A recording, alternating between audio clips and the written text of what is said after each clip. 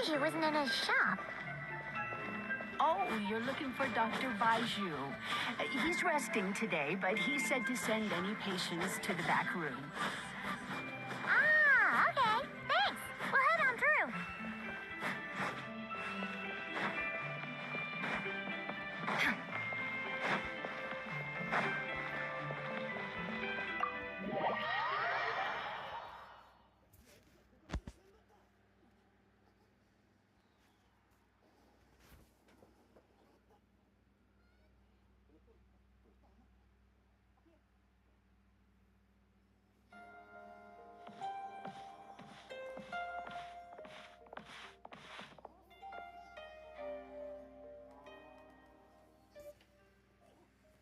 Traveler, Paimon, welcome. What? It's the Traveler, and he keeps... Very.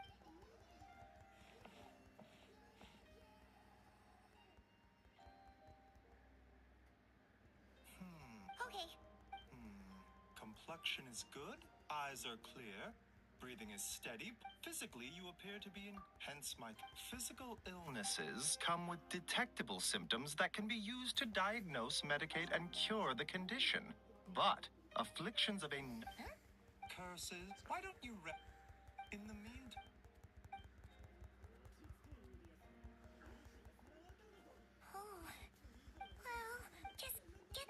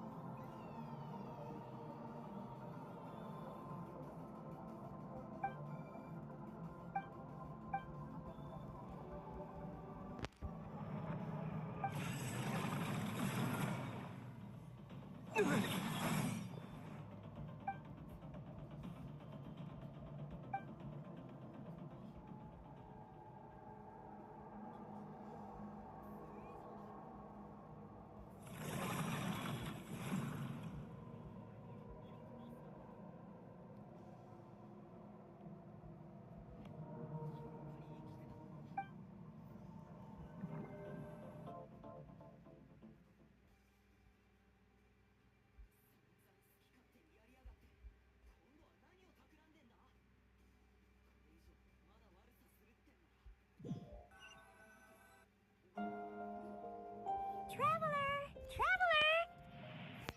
Right? For once, you're making a cut. Nope, nothing.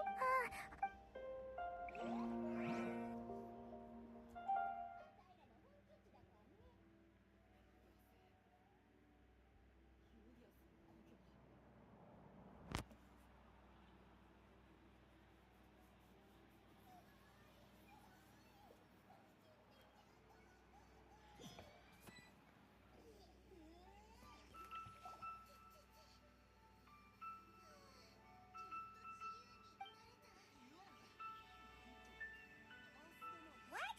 Oh, but then again, you woke up then, or... Something is missing.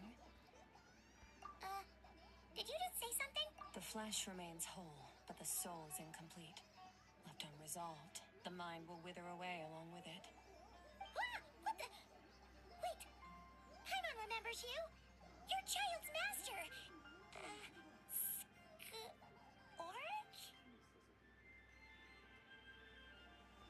Right.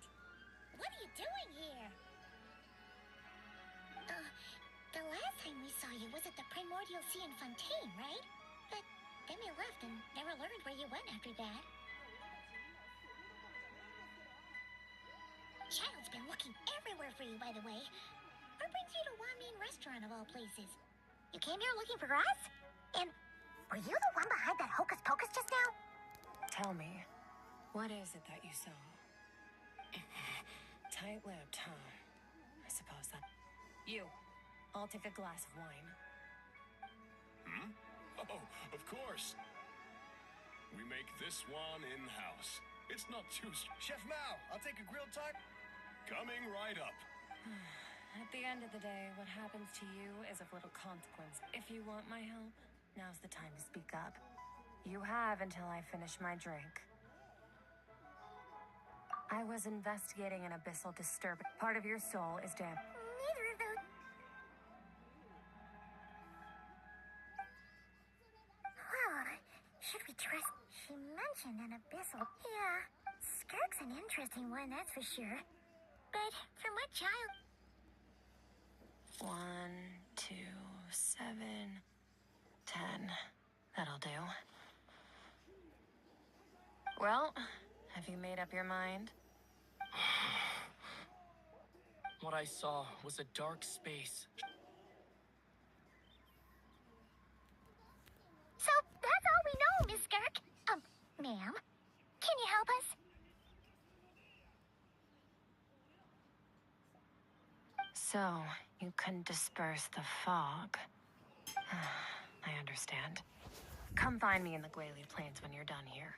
Oh, and I left cash for the drink on the table. Settle the bill. Oh, okay. She disappeared. Wait, hold up. Oh, no, we didn't. What?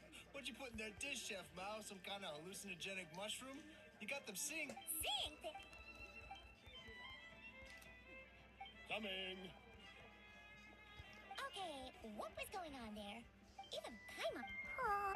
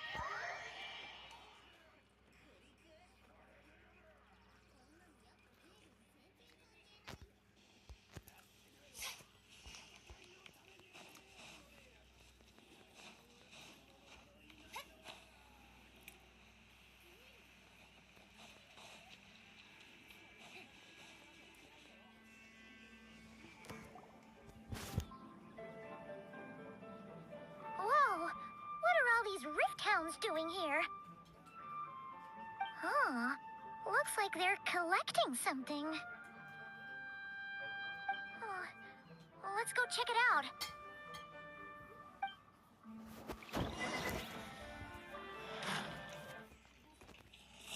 Strike a pose!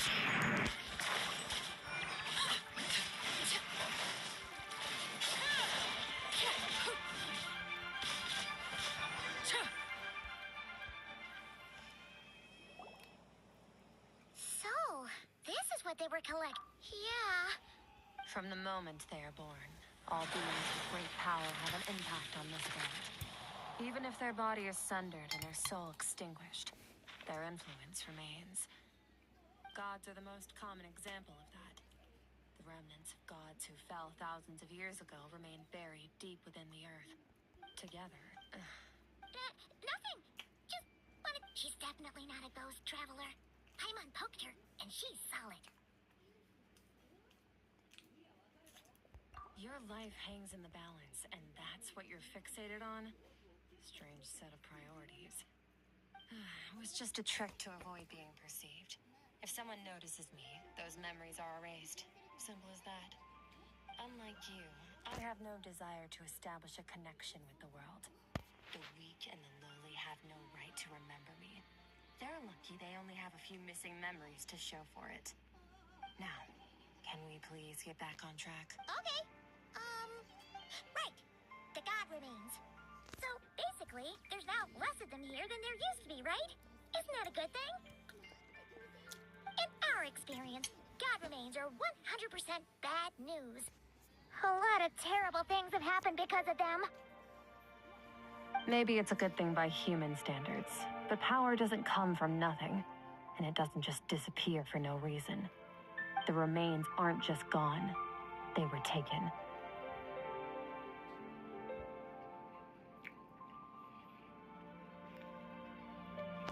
Very clever, Traveler. You aren't the only one who had something taken from you. There are victims like you everywhere. The only difference being, you can speak, and the remains cannot. So it went unnoticed. Something similar happened in Sumeru. Within the span of one night, countless consecrated beasts were slaughtered, and a large amount of the god remains buried in the desert went missing. Of course, god remains are just one of the targets. The culprit is chipping away at sources of power all over this world, including the Stella Fortuna above. Wait, you mean the stars? 42 of them have died out in the past few months alone. In Conria, people believed that powerful individuals have corresponding Stella Fortuna. Even should that individual fall, their Stella Fortuna would not disappear, but gradually evolve into a new constellation. Yet now, stars are disappearing from the skies entirely, and it's not hard to deduce what's happening to the power they contain. Something has been leeching power from this world like a parasite steals nutrients from a host. And now, it's no longer satisfied with the remains of the dead. It wants you. This time, it only took a fragment of your soul. But next time, there's no telling how far it could go. No one knows. All I know for certain is this. Getting back what you lost will not be easy. Considering how much power this entity has stolen, it must be a god-level being by now at least. But that's not the real... We're going to help each other. You are my ticket to uncovering this thing's true identity. Well, great! You seem... Don't get all mushy on me. All I'm doing is helping you get back to normal after a sudden crisis. And I should warn you, getting mixed up with me can have unforeseen consequences. We're on very different journeys. You don't want to be in my debt, trust me. You help me uncover the truth behind this entity, and I'll help you recover what you lost. This is a transaction, but you would do well to remember that. Yeesh! You'd think she'd be a little friendlier since she's agreed to help us. But nope, she's just like when we met her in the primordial sea. So cold. Well, whatever. Ah! Paimon's got it. Frosty the Lavender Melon. Serves that ice queen right. Anyway, the important thing is that we get that piece of your soul back. So, let's follow her and see what sort of plan she's got.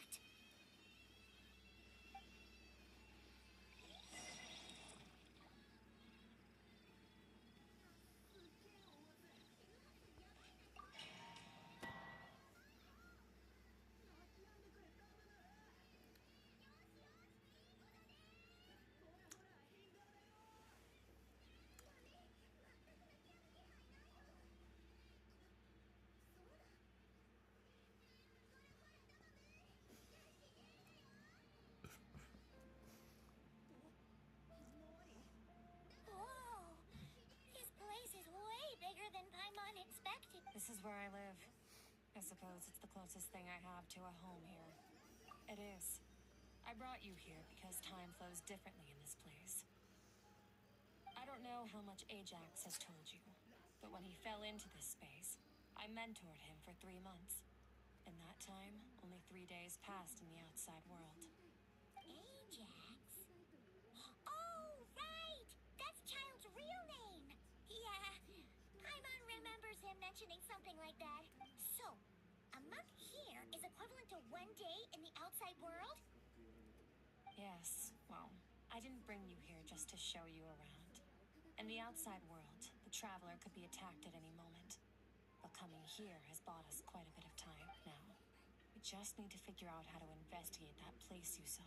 Both your description and the abyssal disturbance I felt point to that space having The thief who stole that fragment of your soul is hiding there. But the abyss is a chaotic and turbulent. Abyssal power can grant a special form of sight. Have you ever wielded abyssal power before? Okay. Do you plan to learn? That tracks. All the information you have suggests the abyss is something sinister. And that abyssal power is a wild and dangerous force that always spells disaster. And you're saying that's not true? Depends on your perspective. Floods and hurricanes take countless lives too. But if one day you gain the power to control them, what was once a calamity is now just another tool in your arsenal. I'll respect your opinion though. Just means we have to turn to the second best option. A little abyss crystal that contains my power. Wear it on your head, and we'll be able to perform dream mirroring when we fall asleep. Dream mirroring? It means experiencing whatever the other person is dreaming. Everything they see, think, and feel. Since you haven't studied the art of using abyssal power, and have no plans to jump in the deep end right now, I'll have to do the investigating for you. With dream mirroring, every time you slip into a deep sleep, I'll see with my own eyes whatever scene plays out in your mind. Then, I can guide you through the dream environment, and we'll take back what was stolen from you. Huh. You make it sound so simple. Tough to say. This is an unprecedented situation for both of us. Even assuming we do manage to find where this entity is hiding, like I said, getting your soul fragment back won't be easy. To play it safe, I need to give you some special training first. Wait, you're gonna teach him some of your martial arts? Does that mean the next time we see Child, we have to treat him like our senior? Do as you want. For mine, you're already a pretty good fighter. All I'm planning to do is build on your current skills and train you for the specific scenarios that I think we might fit. But that's enough talk. If you're ready to do this, then come with me. Time might be more lenient here, but that's no excuse. Oh, she moves fast. Paimon can hardly keep up with... So, special training, huh? Kind of a rare opportunity. With your skills, there's not a lot of people qualified to train you. The last time something like this happened was probably anti-Raiden Shogun training, right? Oh, feels like a lifetime ago. Skirk seems pretty strong too, though. Remember how she said that the all-devouring narwhal was just her master's pet?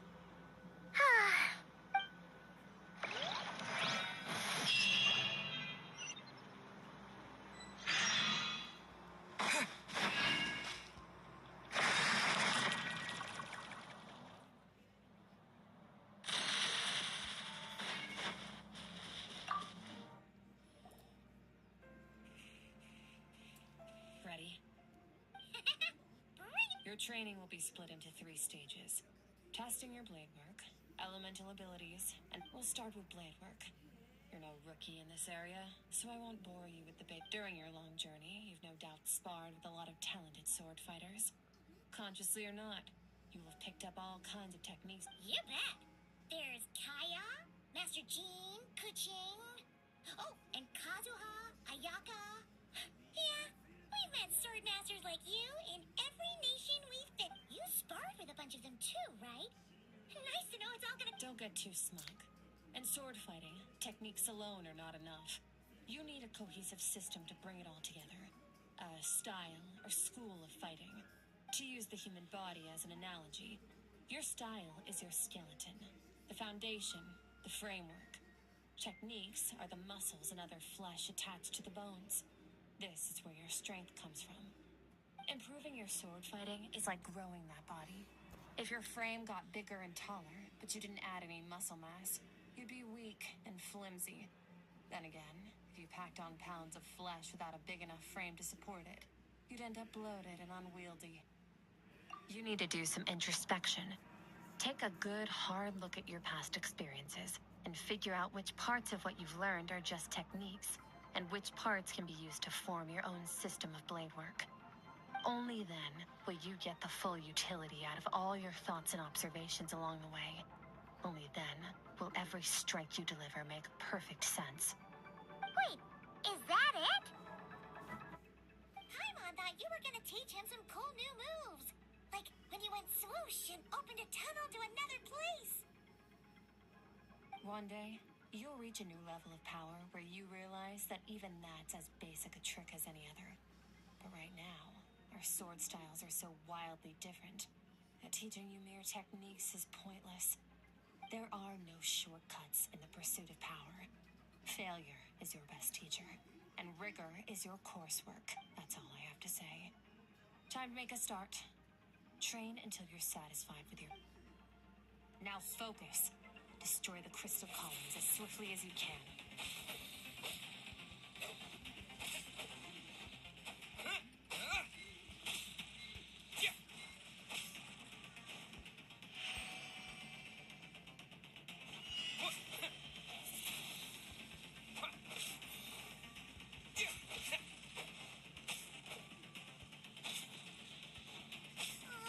This is making Paimon's head spin. Hang in there, traveler!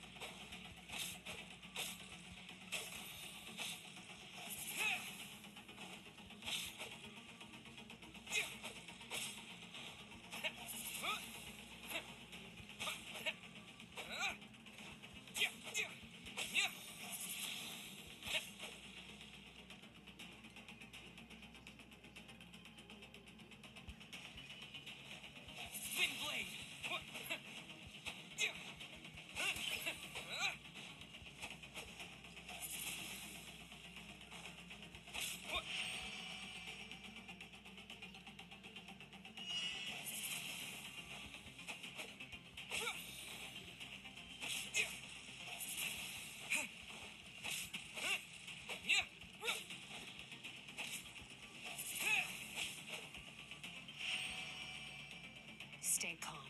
Use your head. You have to keep it together.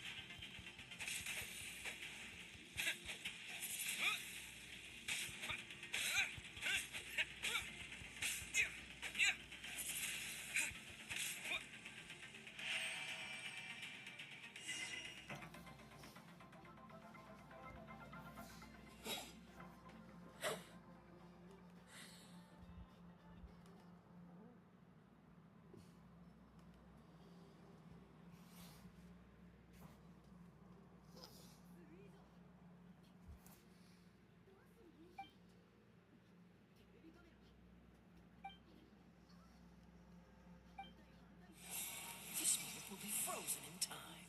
Cut to the chase. Consider a moment of true mastery that you've witnessed in another person and ask yourself, what Now take that and practice it right away with speed, skill, and strength over and over until your hand is one with your mind. This is the only path to true growth. Step on up. Dance with the waves.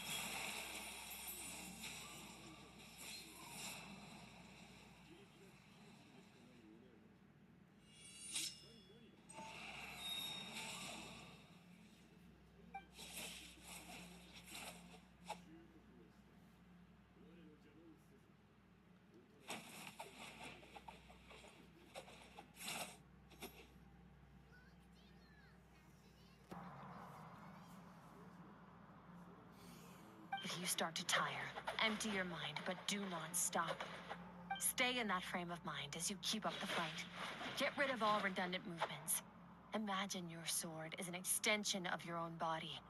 Wield it just as you wield your arms, hands, and fingers.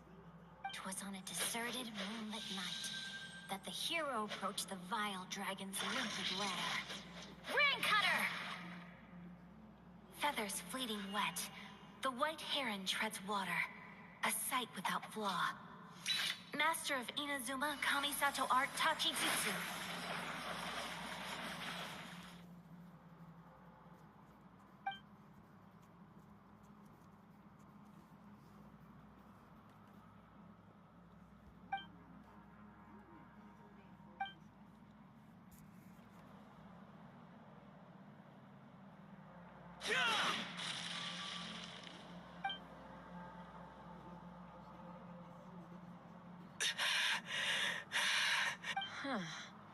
Looks like you've made some real progress. Awesome! Paimon knew you could do it! How do you feel? As you should be. Time flies when you're training hard. You've actually been going for several days now with no rest.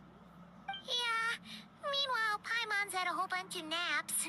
But you were so focused, she didn't want to interrupt you. Go get some sleep. I'll be doing the same very soon. Let's hope you see that foggy place in your dream.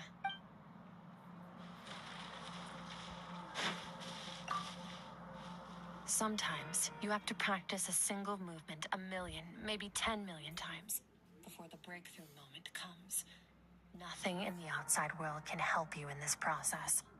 The most important thing is to remain patient.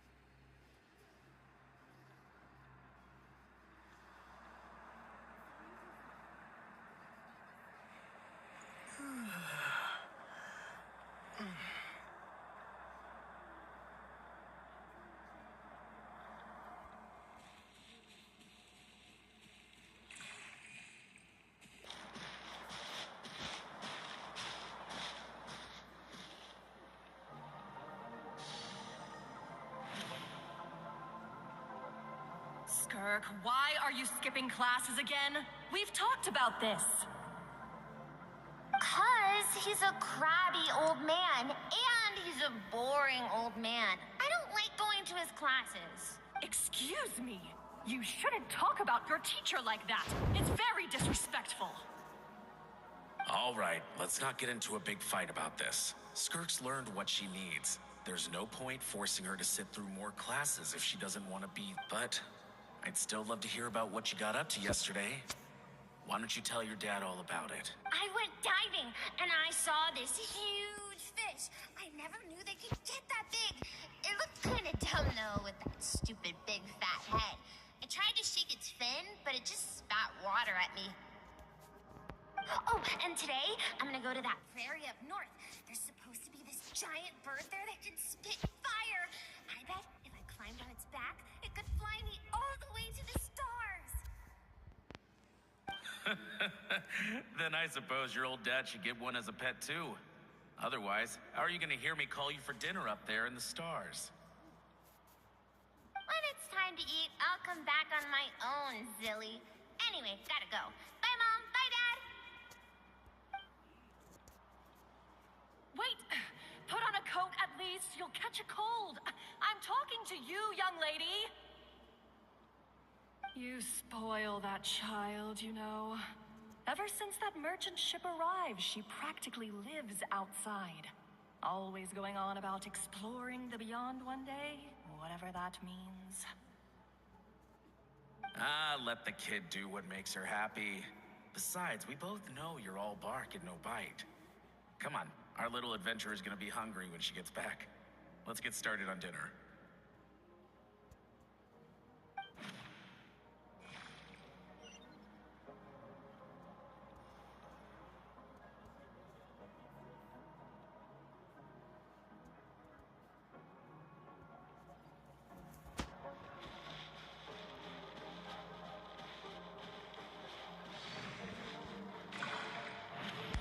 The stars shimmer high above.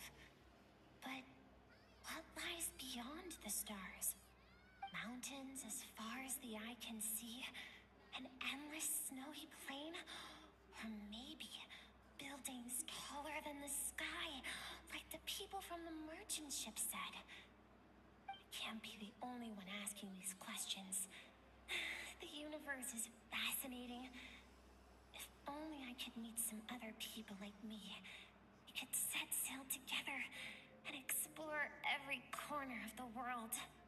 I'm sick of being a kid. There's so many amazing things out there, and I'm ready to see them all. But for now, I'm starving. Better get back.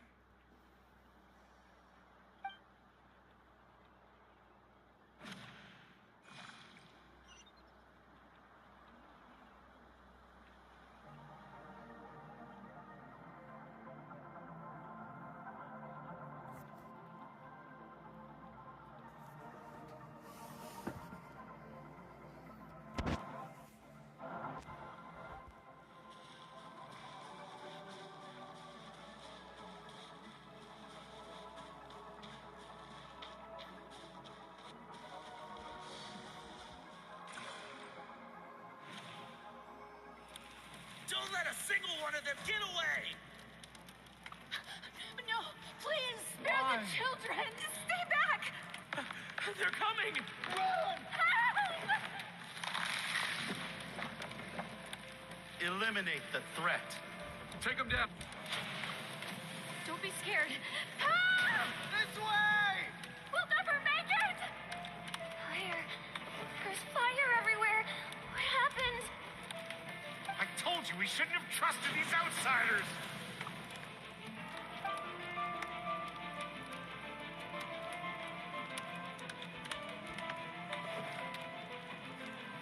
Why are you doing this? What did we do to deserve it? We welcomed you with our finest food and drink. Showed you the best our home has to offer. Gifted you cloth dyed by our own hands. And this is how you treat us? Run! Save yourselves! Captain, Zone 3 is clear and we have Zone 2 surrounded. Begin extermination. Remember the orders from upper command. No one is to be left alive. Rest assured, sir. We have enough munitions to annihilate these savages and burn their entire civilization to the ground. Good. The only ones who put up a real fight are that man and his wife, correct? What's their status? We shot the man in the ankles and the wife broke her wrist attempting to fight back. They won't be doing much more fighting. They're holed up in their home for now, but they won't last long. To prevent them from making some kind of last stand, we're planning to clear out the other zones first so we can send a bigger squadron to surround them.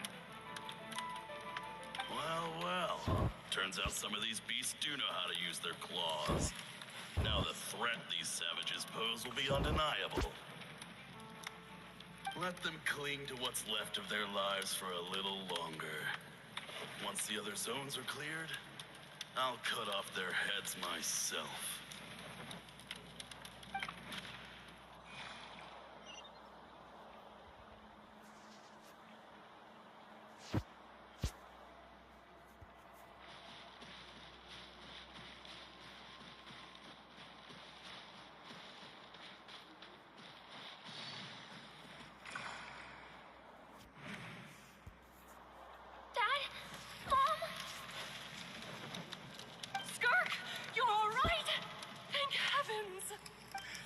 So happy to see you, sweet girl. But you need to go. It isn't safe here. They'll be back any second. What happened? You're bleeding a lot. This is the place. Alert all units. Prepare to surrender. Run, Skirk! Run as far away as you can. Don't trust anyone. Your dad and I, we're not afraid to stare death in the face, but we need you to survive. My clever girl, so curious. You're already so brave. I know you're going to grow up to be such a positive light in this world. Whenever you miss us, just play this song. Remember, life is a gift. Don't let darkness claim it. Break down the door! Look what we have here. A savage that can pluck a tune. Well, the show's over.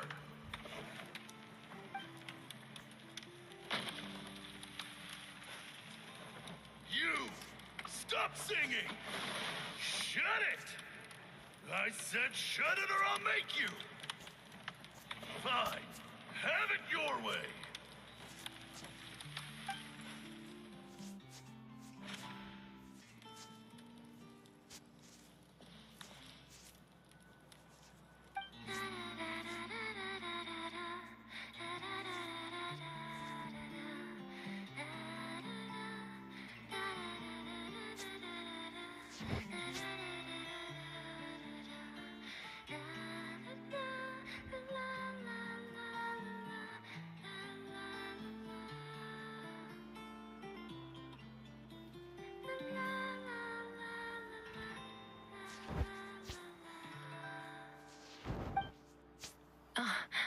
You're awake.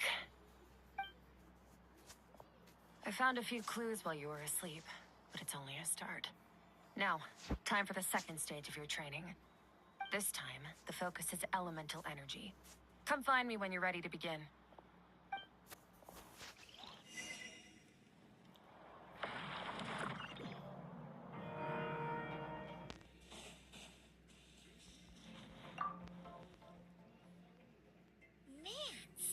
Abyss feels so surreal, don't you think?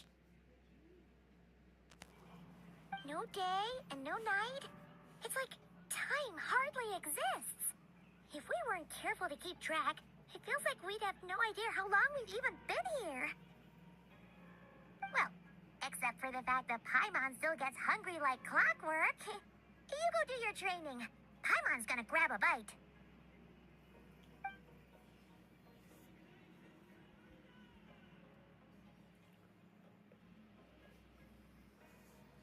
The way I see it, the pursuit of power is divided into 3 stages.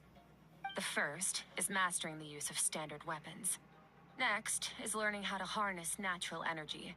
And after that, you're free to challenge even higher dimensions. The natural energy to that is, of course, elemental energy.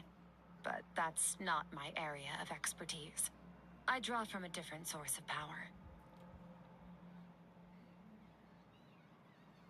Abyssal power, yes. Also known as the power of the Void Realm. My master, Sertologi, is a true expert in that area. After all, he was one of the group of 5 that infamously stole the all-encompassing power of the Abyss. An act for which the people of Conria gave them the epithet, the 5 Sinners. The elemental energy of Tivad, on the other hand, is derived from the power of the Light Realm. These 2 forms of energy exist in direct opposition to each other. Suffice to say, there's not much I can teach you this time. A keen observation, traveler. Call it respecting local norms.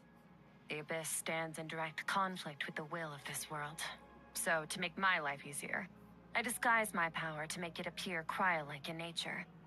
It's a technique I learned from some Conrian ruins, known as the 7 Shifting Serpent. If you ever change your mind about delving into abyssal power, I can teach it to you.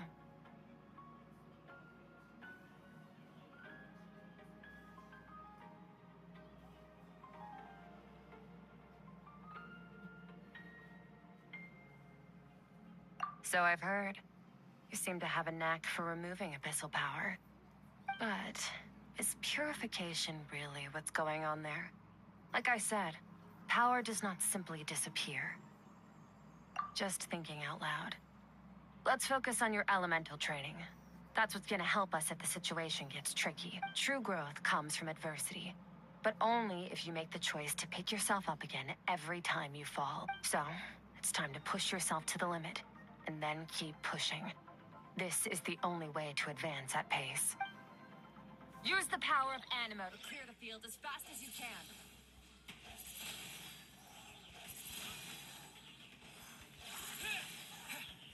Windblade!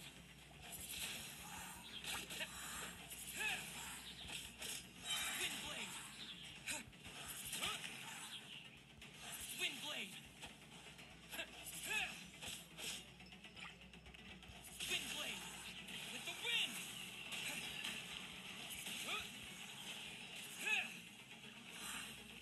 Windblade! Observe your surroundings. Look for things you can use to tilt the scales of success in your favor.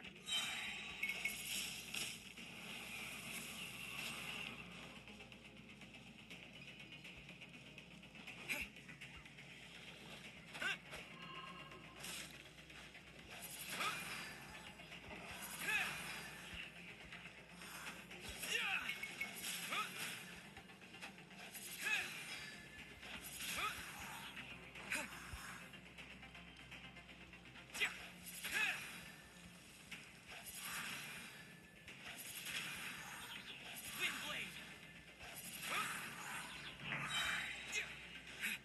Disappear!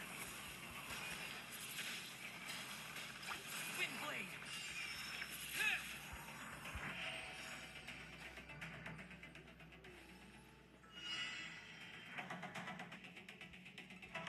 Use the power of Hydro to destroy the spikes.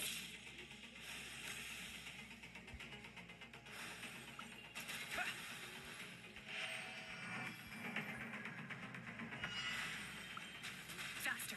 Don't give them a chance to strike you. You need to be quicker than you were in your dream. You can't afford another injury like that.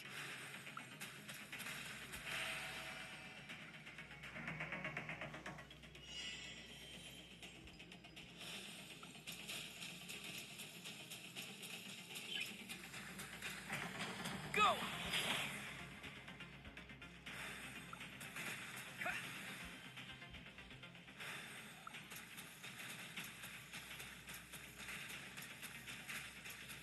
Water jet! Water jet!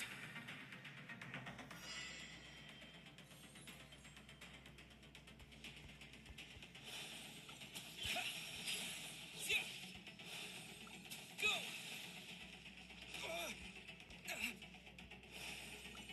Water jet!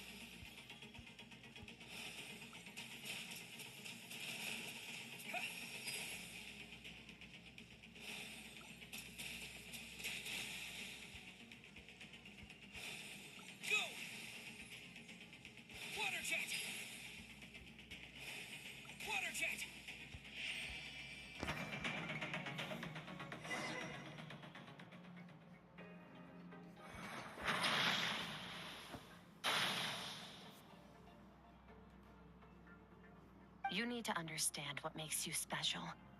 The ability to wield elemental energy without a vision and switch between the elements at will. It means your aspirations need no approval from the gods. Your power is not bound by the rules of this world. So be bold.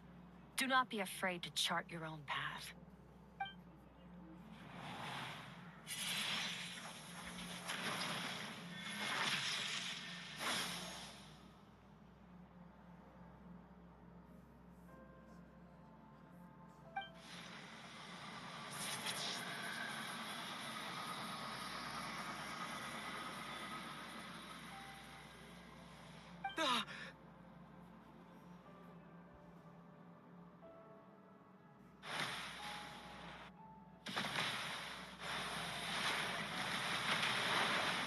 Very good. It seems you've reached a deeper level of connection with the elements. Long enough for you to lose yourself in your training, which is a good sign. Relentless practice with the elements has drained all your strength, but it's also what allowed you to make progress. Get some rest. When you wake up, we'll proceed to the final stage.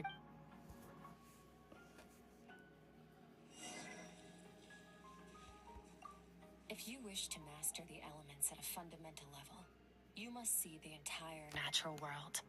Nature in all its places and forms. That is part of what it means to be a traveler.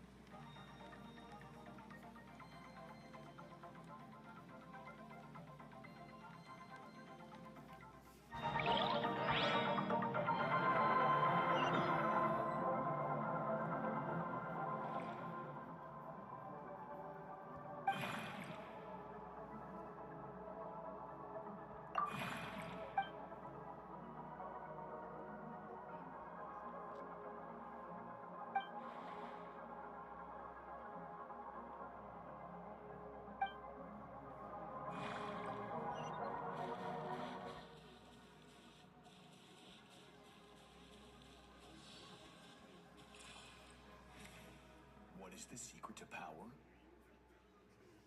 Longing, hatred, self-preservation. No, it is fear. The fear of losing those you love. The fear is the source of evolution. It forces humanity to adapt to their environment and overcome hardship. It is in the process of prevailing over our fears that we surpassed first ourselves and then the rest of the world. That fear is now part of you. It calls on you to evolve.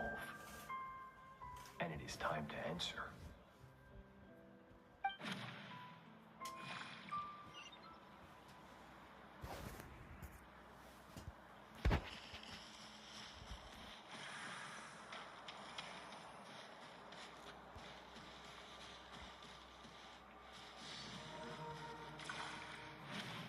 Any minute spent missing home is a minute wasted.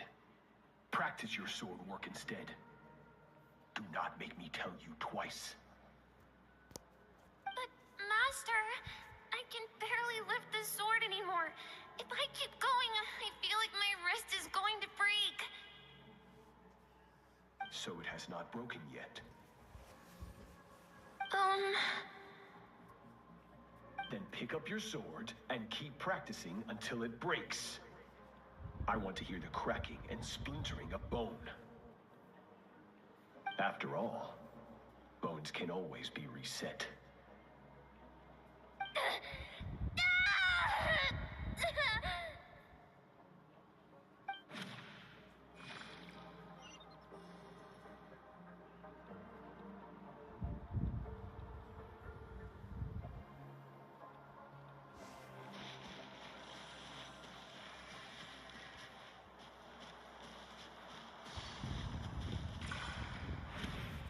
Good, Skirk.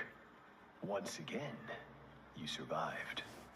How do you feel? Cold and pain. These are signs that you are adapting to the abyss. Each time the flesh is torn and the spirit crushed, each time you claw back from the brink of death, you become stronger. I now understand why these people sought to destroy your homeland. Your potential goes beyond even what I could have anticipated. But you still have much to learn in your pursuit of strength. Your mind is rife with distractions. From now on, I shall show no mercy in your training. You must learn to shut out all the pointless emotion. Crush the self that makes you weak. And become master over your physical. Get up, Skirk. Wipe the blood off your face. Cut away the rotten parts of your flesh. And mend what is broken. Then take up your sword.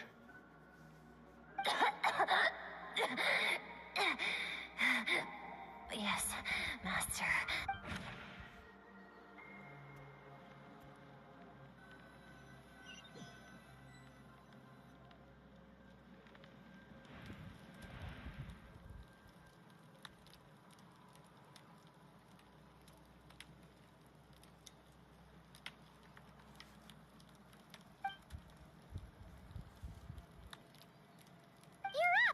Hopefully you got some good rest.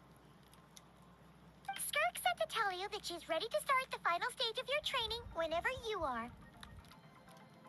So, want to head over now? Or did you want to wait a little?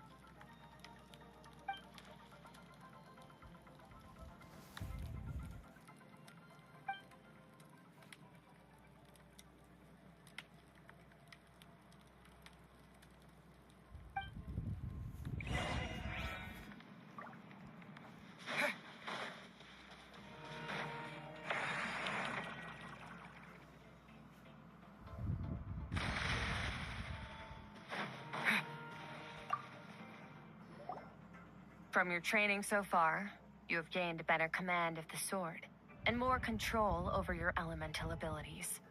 That's only part of it. Experience is the real teacher. Your journey, the friends you have made, the dangers you have faced. These have taught you more than I ever could. Now, it's time to focus on how you react under pressure. You must be able to think rationally, even in unpredictable combat situations. To simulate this, I'm going to attack, and you're going to block. Ready?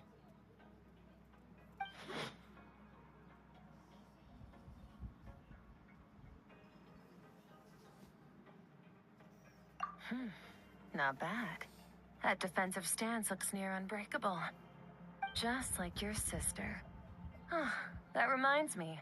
You still don't know what happened to her, do you?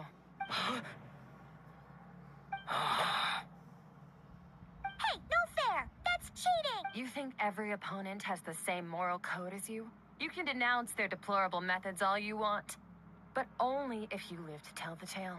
The dead don't get to complain. Strong emotions will always arise in combat. Anxiety, anger, fear.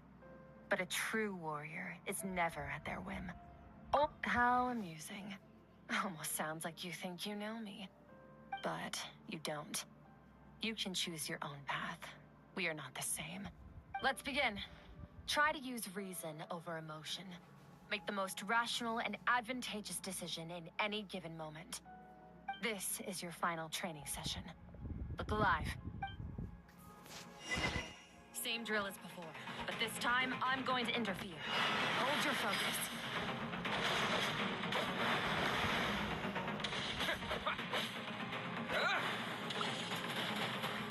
Go! Water jet!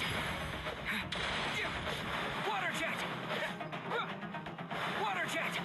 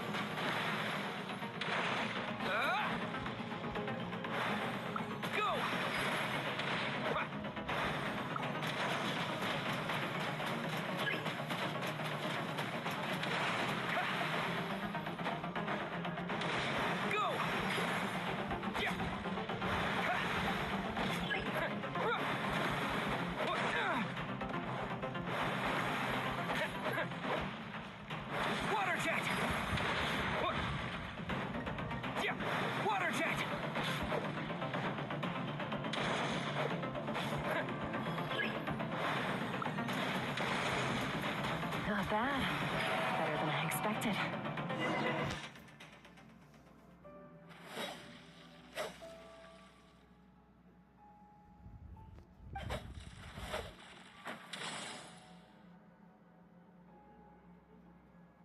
You're getting the hang of it.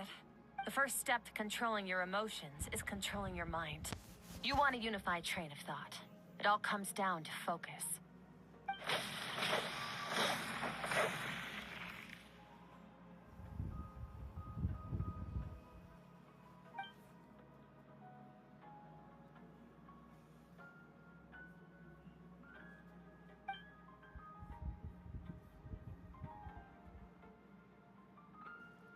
Your mind is rife with distractions. From now on, I shall show no mercy in your training. You must learn to shut out all the pointless emotion. Crush the self that makes you weak, and become master over your physical form.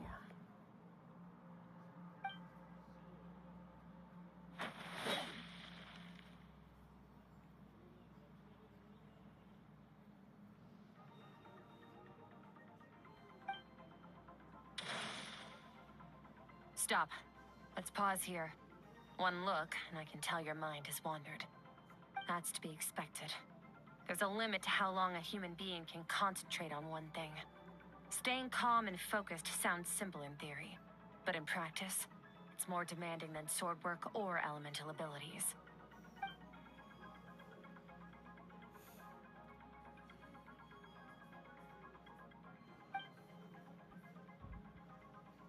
Get some rest. No point training further if you're already dead on your feet. Like I said at the beginning, the only goal of this training is for you to reach a point that you manage to push past your limits, which is a good start. You can be proud of that and sleep well knowing.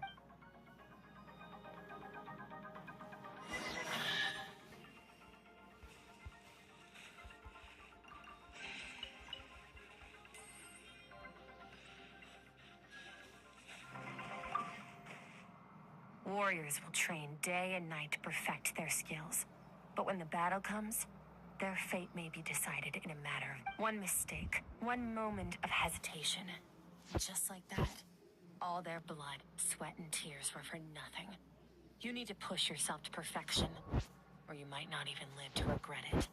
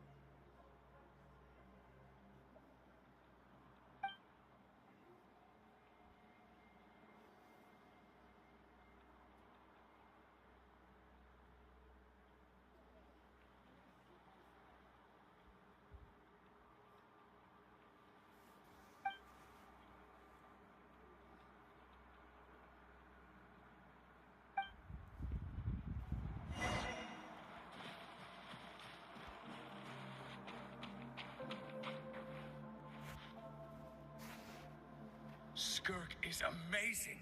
She faced down that terrifying giant and cut its head clean off. She got hurt though, didn't she? I heard it was pretty bad. Yeah, well, that's a given. But the moment she was on the mend, she got right back to practicing her sword work. I heard Master suffered a grave injury once too. Lost an arm and a leg and still came back stronger than ever. Skirk's becoming more like him by the day. Incredible. I wonder if I'll ever reach their level. They're always so resolute, so unshakable.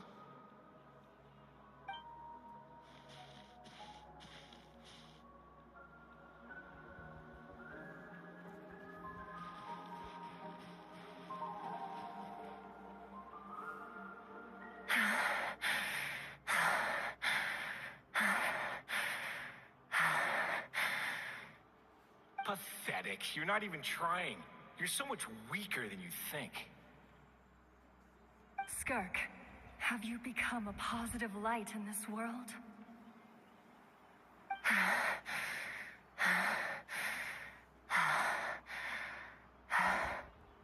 Do you even remember how many of us perished in that fire? How many bodies were left to rot on the scorched earth? Yet you alone live on. Keep your gaze fixed on your blade. You don't deserve to rest. I have so many questions. I just want to jump in a spaceship, explore the whole universe, and get answers from the stars. I just need to wait till I'm grown up. Then I can do anything. Now, you must bid farewell to who you were in the past and become someone stronger. Run, Skirk. Run! Only death awaits us here. Keep running, and don't ever look back.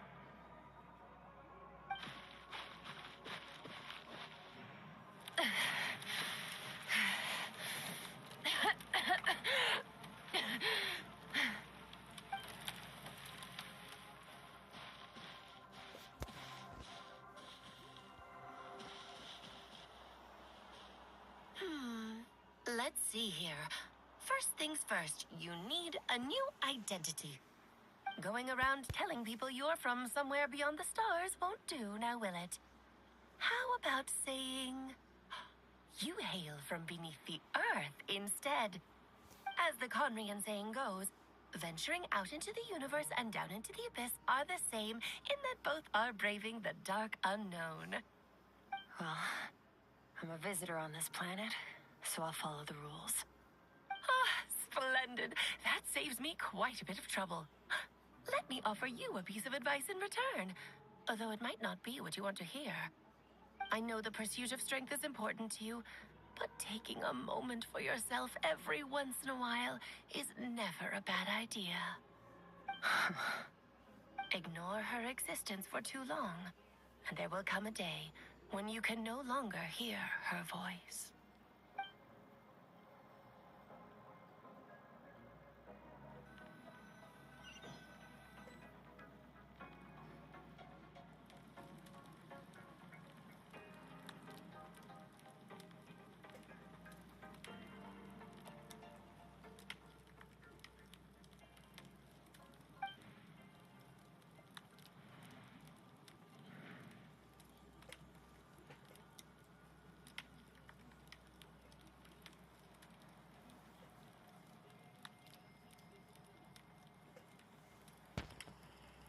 You're awake! You must be starving, right? Ta-da! A barbecue feast just for you. Of course you are. That's why Skirk and Paimon got this all ready for you. Dig in.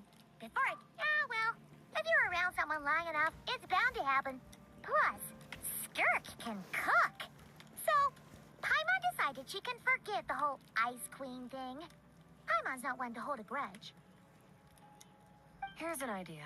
Let's save the chit-chat until after the meal.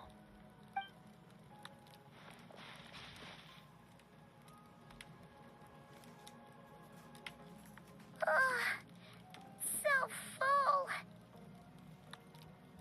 Okay, it's Paimon's turn to sleep now. Wake her up when it's time to go.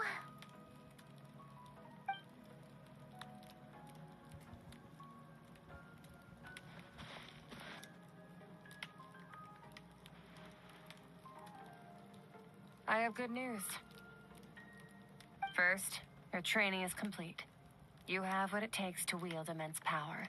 Now it's just a matter of putting it into practice. Continue to learn from your journey and hone your skills against formidable opponents. Second, I've located the culprit we've been searching for.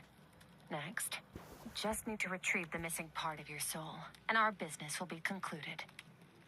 When Ajax trained with me, he once told me he was bursting with questions. So I allowed him to ask me 3 of them before he left. You and I may never meet again, traveler. So if there's anything you want to ask me, now's your opportunity. Just like Ajax, I'll answer 3 of your questions.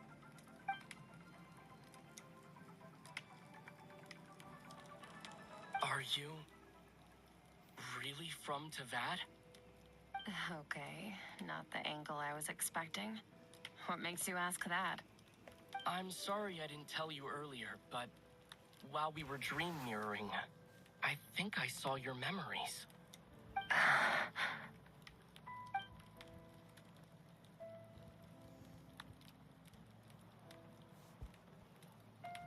I knew that was a possible side effect.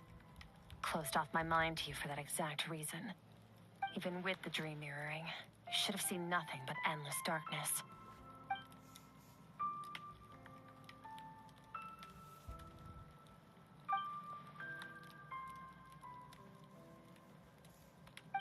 Whatever. Must have been a flaw in my execution.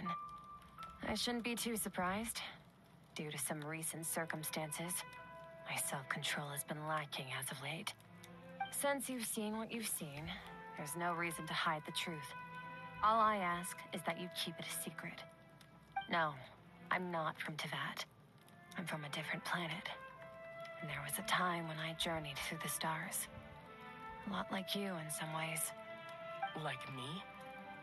Do you mean you're also a descender? No, we're different in that respect. You're influencing the fate of this world. But me, I'm just passing through. Several hundred years ago, my master, Sertologi, opened the border between worlds and sent me here. But this is not my home. And one day, I'll return to the vast unknown of space. So, there you have it. On to your second question.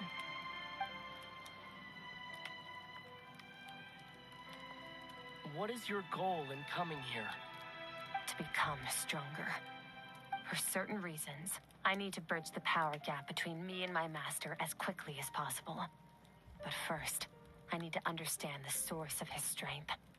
To do that, I need to follow in his footsteps, walk the path he once walked, and somewhere along the way, I'll find out how to defeat him.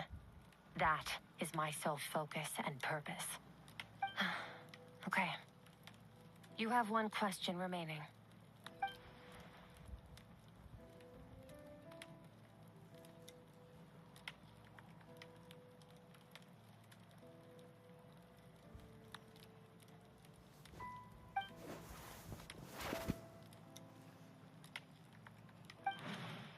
You make it sound so easy.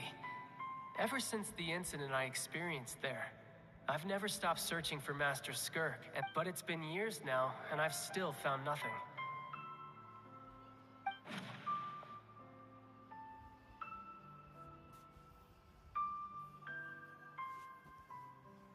Well, your last question?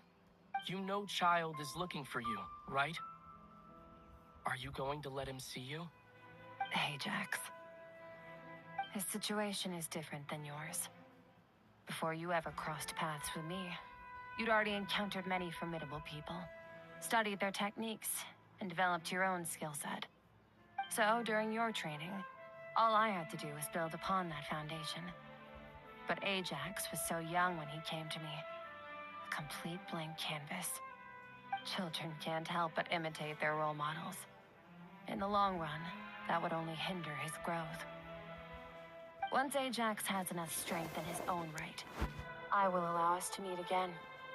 Until then, let that motivate him to reach his full potential.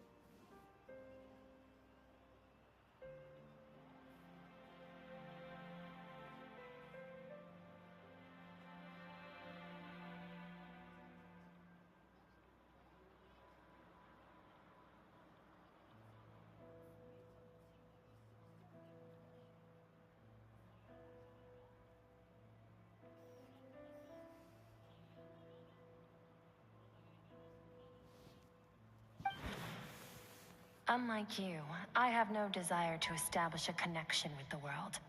The weak and the lowly have no right to remember me. They're lucky they only have a few missing memories to show for it.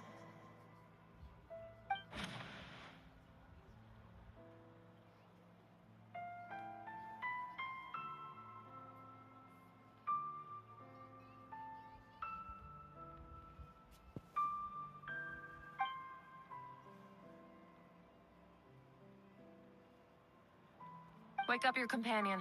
It's time to go. Oh, and everything I just told you, best keep it a secret from her as well.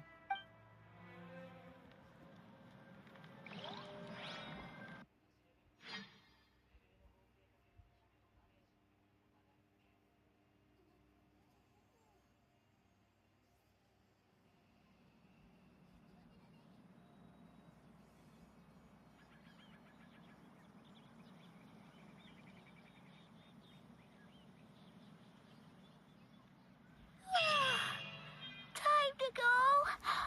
Oh, finally. Where are we headed? Just follow me. I'll open an abyssal rift close to the culprit's location. It will take us to where he's hiding.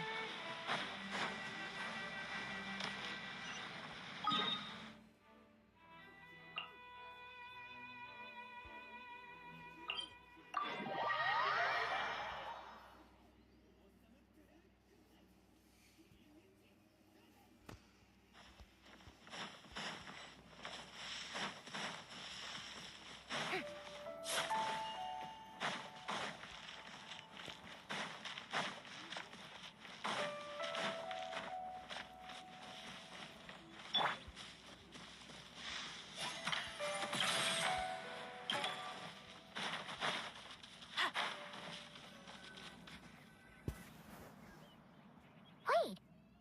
This is near the chasm, right? Yes. If we enter from here, we'll be able to reach that place from your dream. You have some experience with abyssal domains by now, but still, this is someone else's territory. Best to proceed with caution. Don't worry. Paimon's an expert at hiding behind other people for safety. Oh, but, that means you need to stay safe, traveler. All right. Remember your training. Time to put it to use.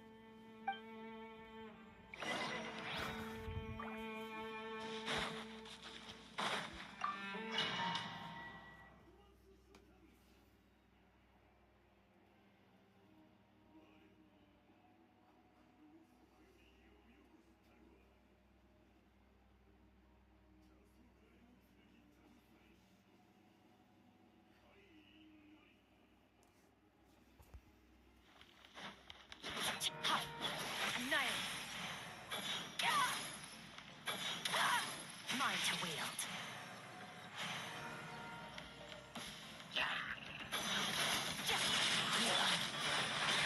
Bombs away!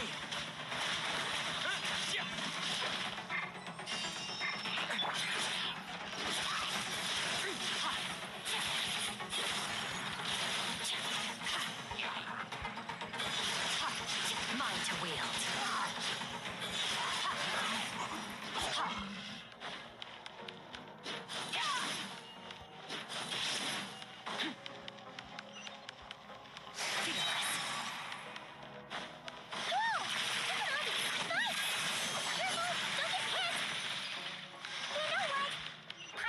Gonna blow behind you. Come on, you got this.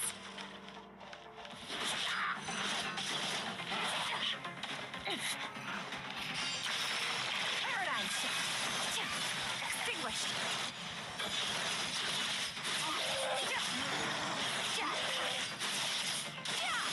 Hey, what are you two doing here?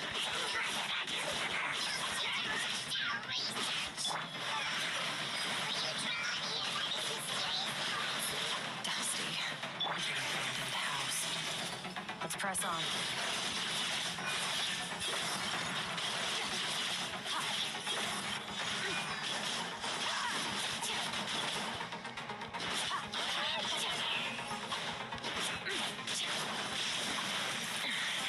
Wasn't expecting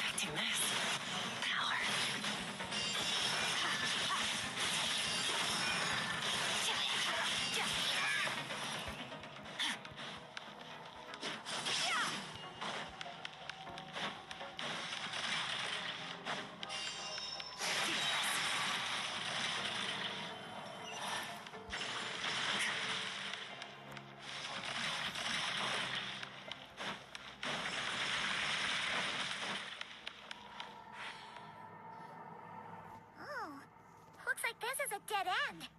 Did we make it to his hiding place? Ugh! This fog is making it impossible to see anything!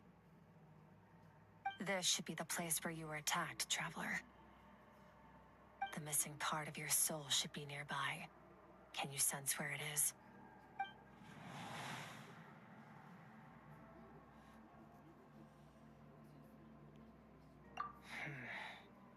Our opponent must have covered his tracks just in case.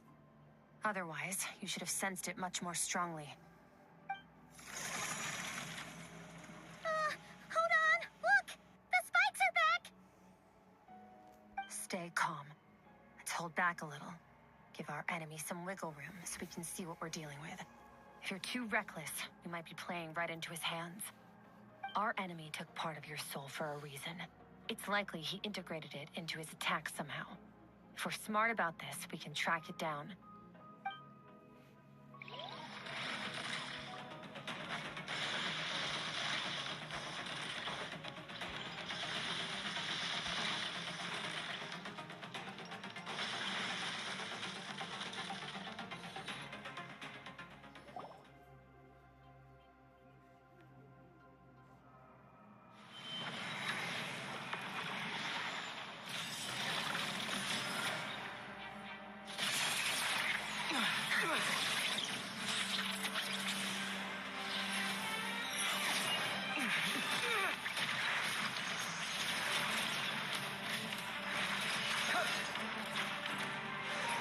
From the start, the attacks have been focused on me.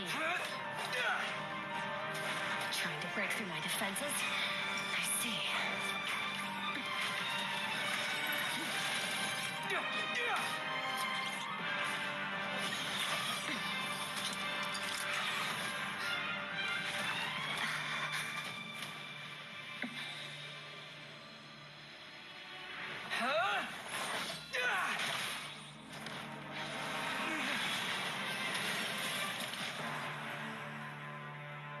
You all right?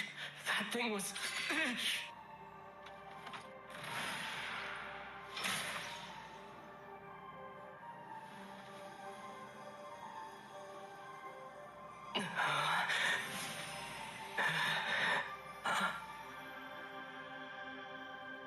There. I got it back. Traveler! Skirk! What happened? It looked like Skirk just got...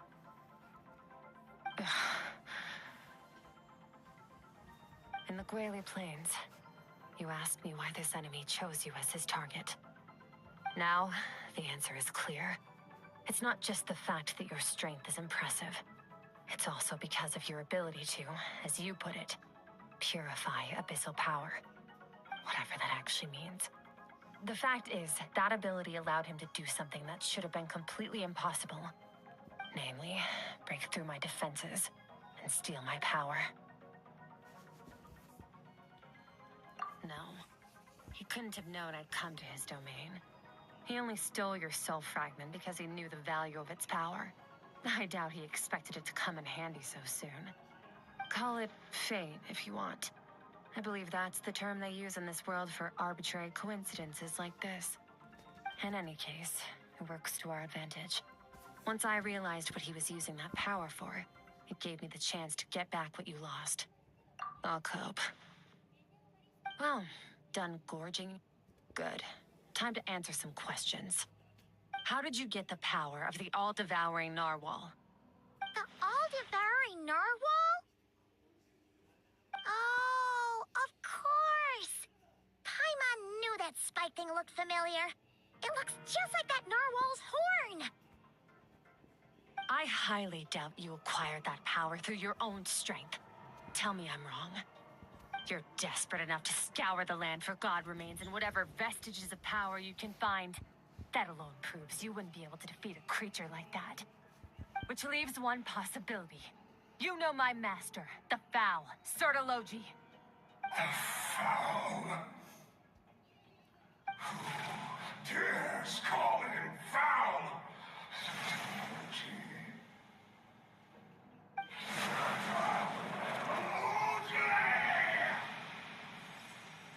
What's wrong?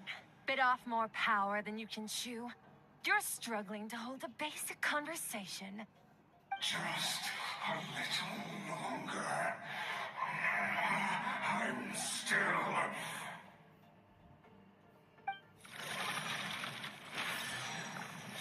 Look! It's back! Those obsessed with power will let it devour them before abandoning their pursuit. Keep calm and use reason to decide the best course of action.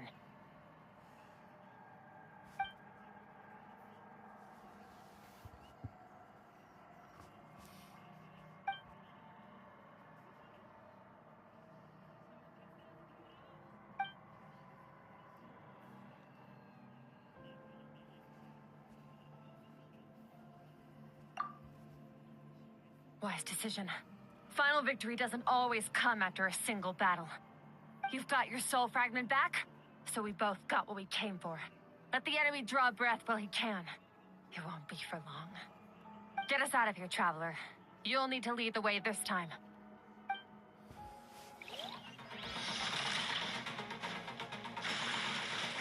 Skirk, is your shoulder gonna be okay? The wound is minor. It'll heal in no time. You should focus on getting out of here alive instead. Uh-oh! Falling spikes! Run! Water jet! Bombs away! Water jet!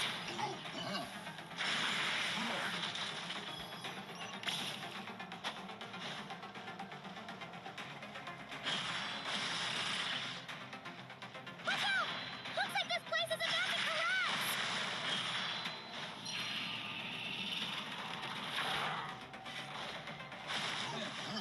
So, this guy's power has something to do with the all-devouring narwhal. Did you know that all along, Skirk? I had my suspicions. That's why I decided to investigate in the first place. But suspicions only get you so far. I needed to verify it for myself.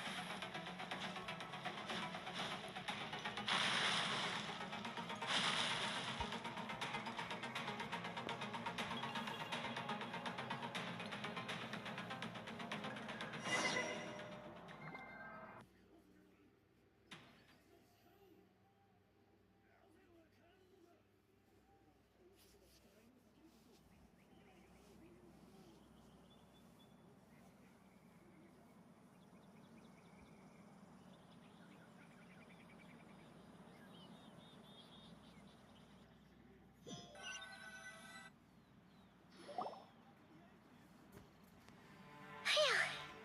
Oh, we should be safe here, right?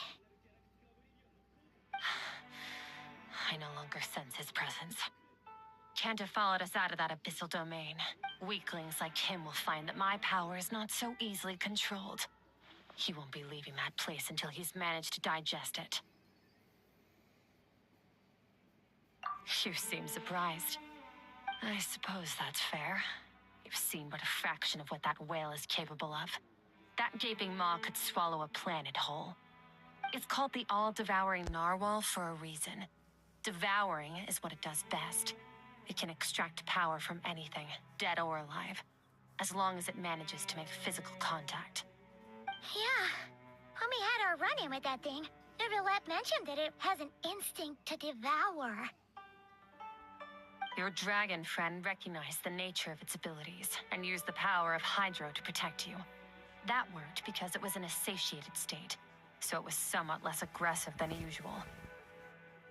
It's a different story when it has no more power to feed off of. That's when its true voracious nature kicks in. It could devour everything on the planet in that state, which is why I cast it into that void space. But I hadn't counted on there being anyone left on this planet capable of wielding its power. To me, that says he must have encountered the whale a long time ago. Meaning, he must have known my master. Exactly. It told me everything I needed to know. Hence why I said we both got what we came for. And I believe that brings our transaction to an end. Now that you're whole again, you can get back to your own journey. I'll handle the rest of this situation myself. No way! We can't leave now! Something was stolen from you because of us. We have to help you get it back. This isn't my first taste of failure or losing power. When you fall, you get back up again and become stronger. That's how it is. But what if that monster finds you before you're all better? Plus, how are you gonna get home? It's not like you can just go swoosh and open a door to the abyss again. Not without your full strength. So, sticking with us for the time being doesn't sound so bad, does it?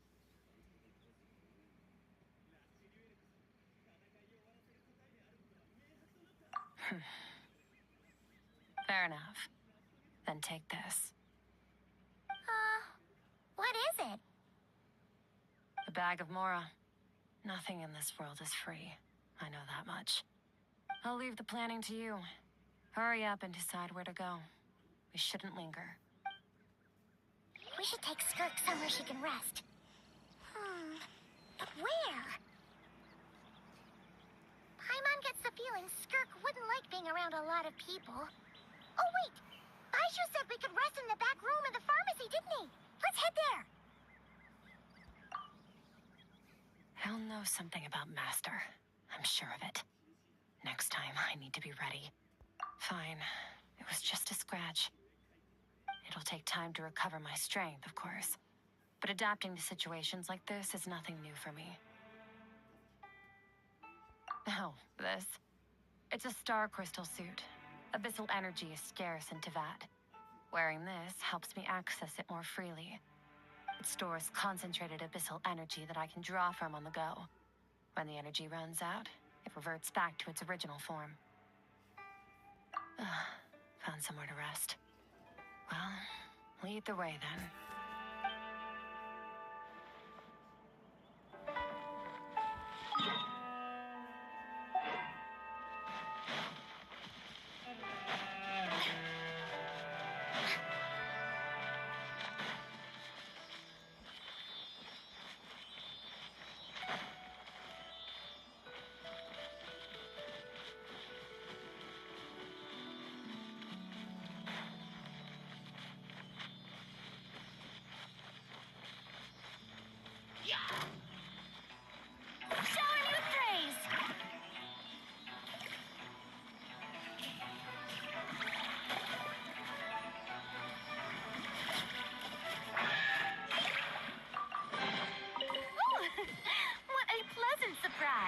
Truly an extra slice of joy.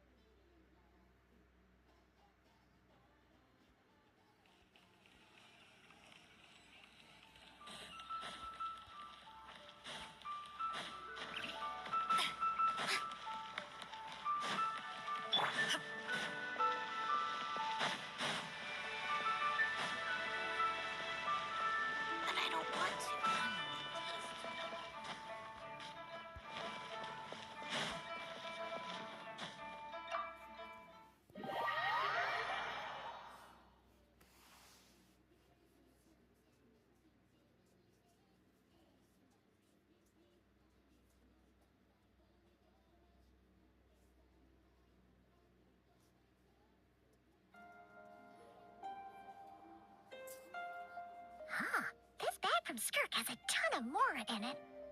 Does she have a job or something? Wait, no. After what we saw at Wamin Restaurant, that seems impossible. Can you imagine? It would go something like... I'll be collecting my paycheck now, boss. Oh, sure thing. Wait, who are you? Have we met? Can't hold a job if you make everyone forget about you.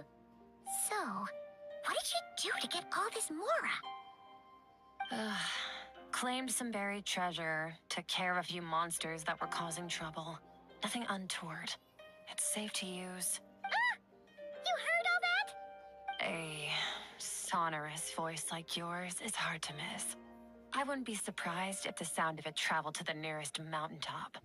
Then, did you by chance happen to hear Paimon's little, joke earlier?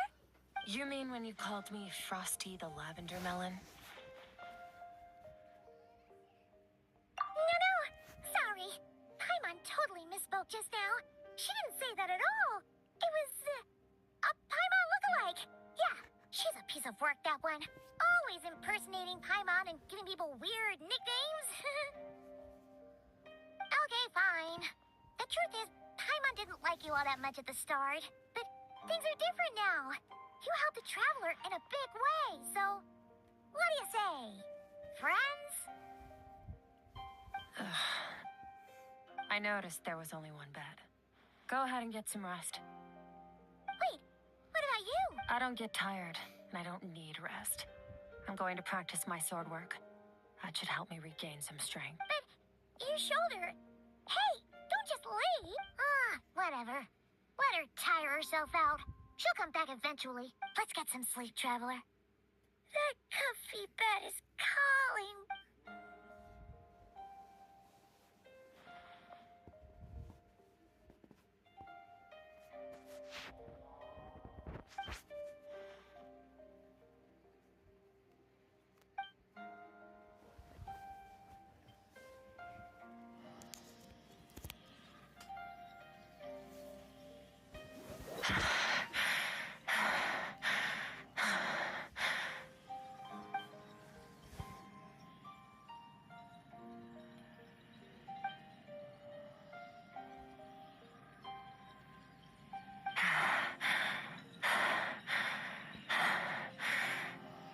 Quiet.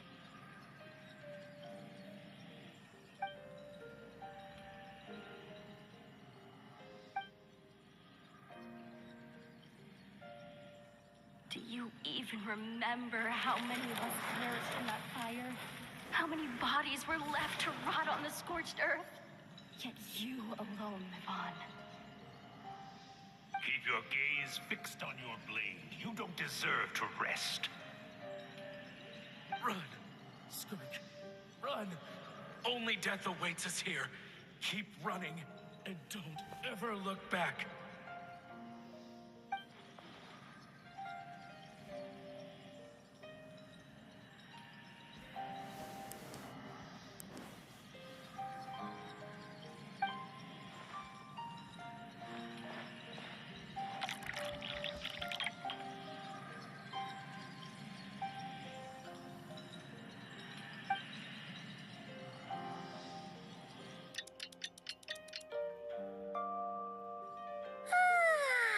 Getting an early night's sleep is the best. That bed was so comfy. Wait, Skirk? Have you been sitting out here the whole night? The bed's all yours if you want it.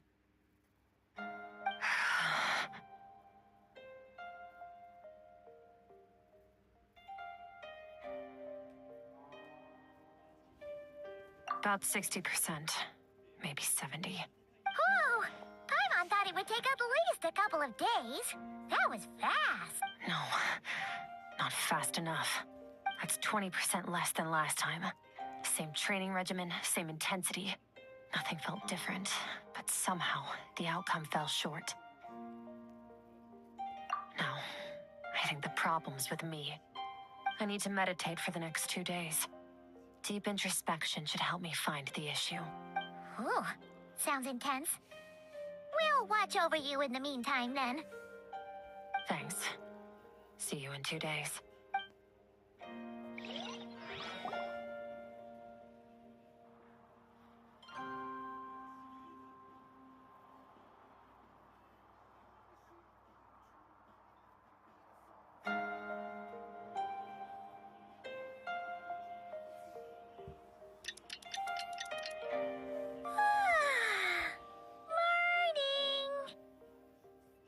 Skirk is still meditating, huh?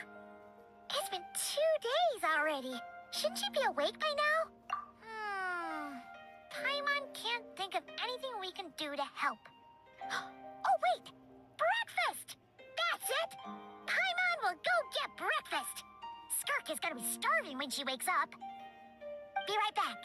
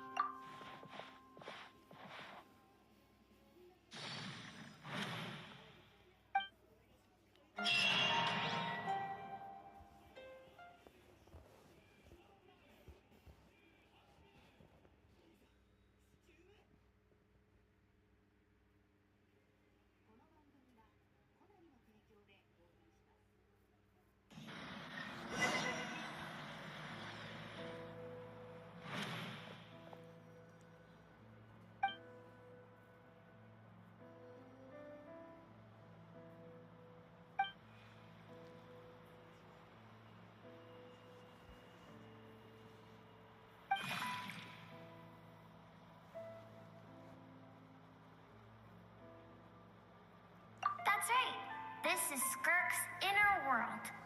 Think of it as the threshold between the soul and dreams. This isn't your first time here, but what you remember is probably a space covered in darkness. I only managed to illuminate a small portion for you back then.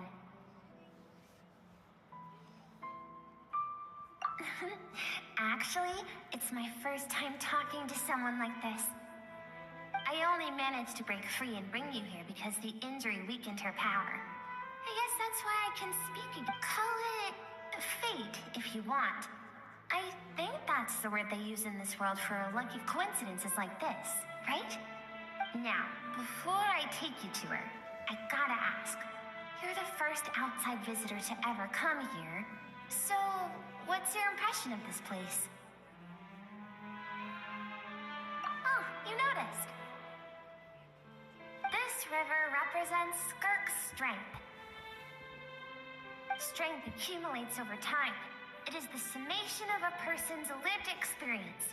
So this river is where all the fragments of Skirk's life should converge into a single stream of memories and emotions, flowing forward as one. But as you can see, this river has been severed numerous times. It's because Skirk doesn't like who she was in the past.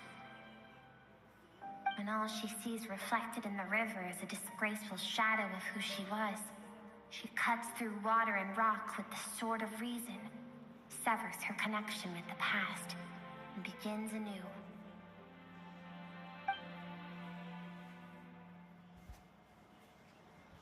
You must learn to shut out all the pointless emotion. Crush the self that makes you weak, and become master over your physical form. This isn't my first taste of failure or losing power. When you fall, you get back up again and become stronger. That's how it is.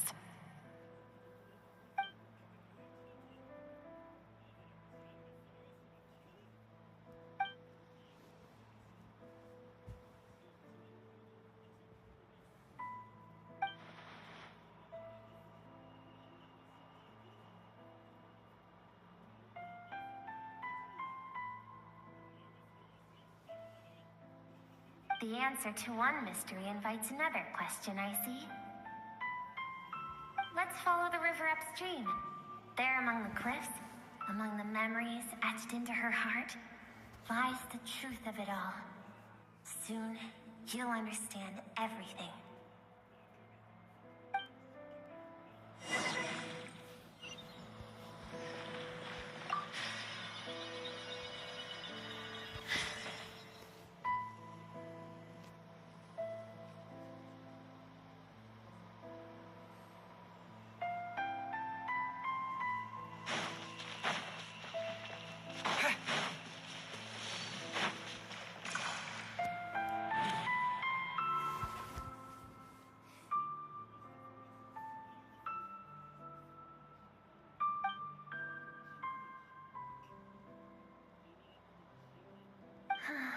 I've always thought that, even when falling leaves don't come from the same tree, they can still form bonds of kinship when they meet. Like meteors, you both made a journey through the stars. Both travelers who have landed on a planet that is not your home. Yet, when she first noticed your presence, although she hesitated for a moment, she still chose to walk away. Indifferent as ever.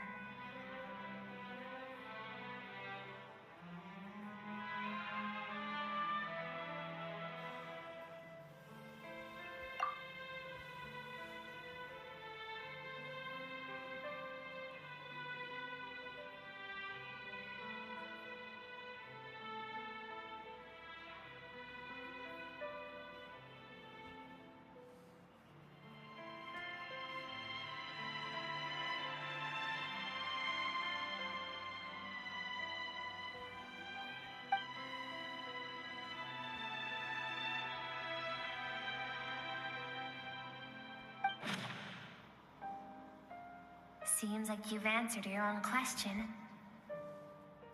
Skirk sees herself as a trespasser in this world. She's made a conscious choice to avoid altering its path. But the reason for that decision stems from events much earlier on in her life. Let's keep going. It's still a long way to the source of the river.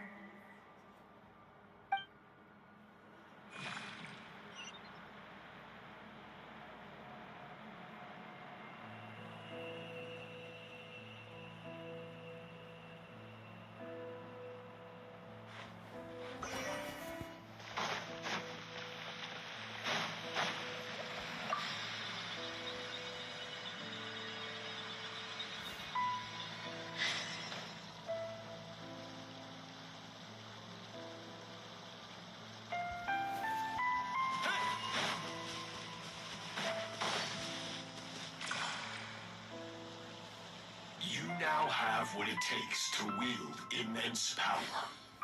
From this day forth, I shall teach you no more.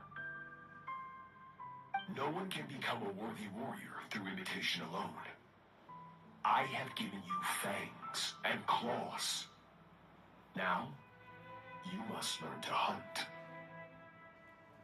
You wish me to travel the world beyond on my own, Master? Indeed. Make new friends. Embark on your own journey. And piece together a new future from the shattered remnants of your past. We will still have contact through the Abyss. But know this. One day, I will take the life you worked so hard to rebuild and reduce it to ashes. Just like the fire that haunts your mind. Why do you do that? I have told you before, fear is the catalyst for human evolution. You have tasted loss. You have known fear so deep it can be felt in the bones. But as living beings, we all have an instinct to detach from that which harms us. And thus, pain dampens over time. And the acrid taste of fear becomes but a distant memory. Yet now, I have bestowed upon you the gift of fear eternal. It will drown you in the nightmare of your childhood. Or it shall drive you to defeat me, whatever the cost.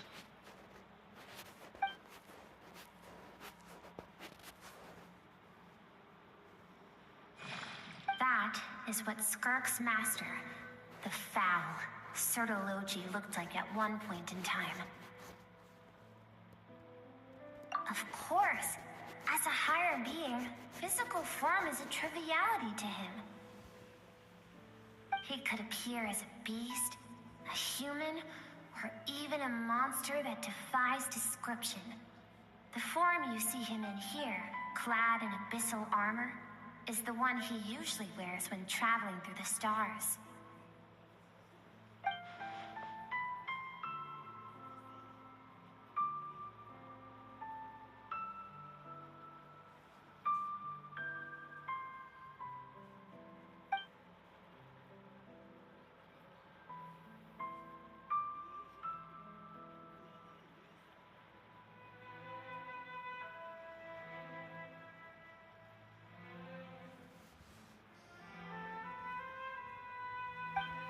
For certain reasons, I need to bridge the power gap between me and my master as quickly as possible. But first, I need to understand the source of his strength. To do that, I need to follow in his footsteps, walk the path he once walked, and somewhere along the way, I'll find out how to defeat him. That is my sole focus and purpose.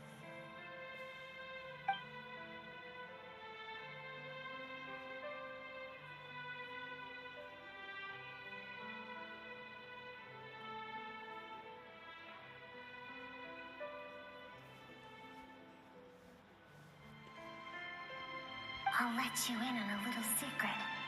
The real Sertologi is terrifying. The scope of his power is impossible to understand until you experience it firsthand. It is absolute. The power to crush all things. Shall we keep going? Let's see. We're about halfway there.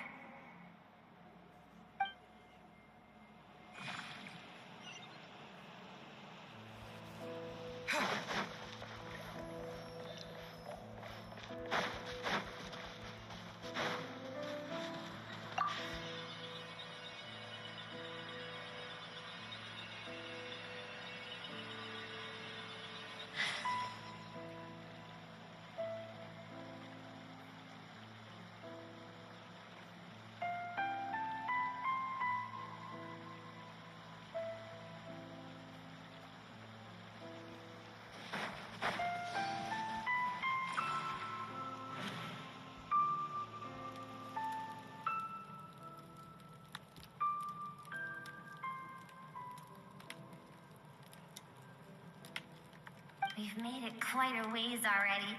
This is Skirk, when she first began training under Sertology. I have set your broken wrist. Tomorrow, you're to train twice as hard.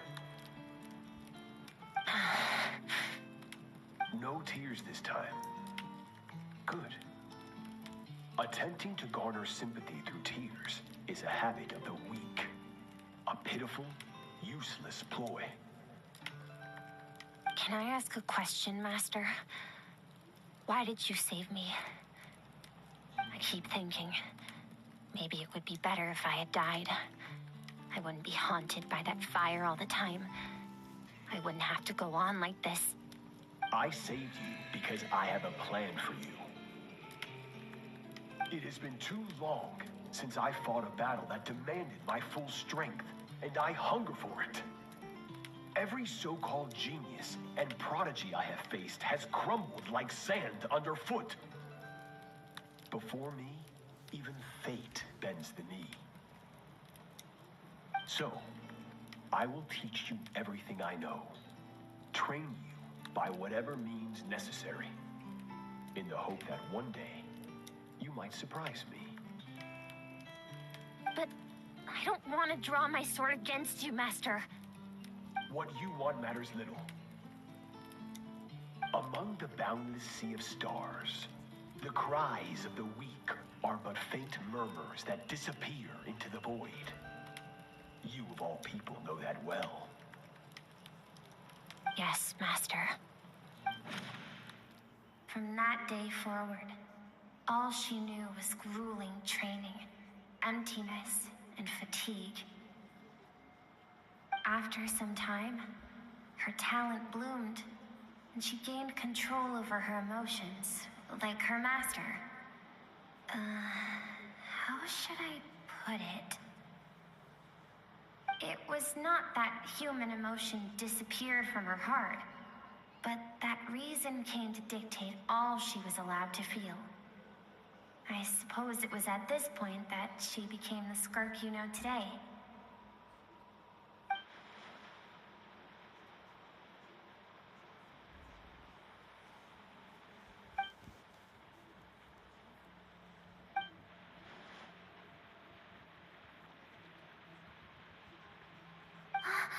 We're nearly there.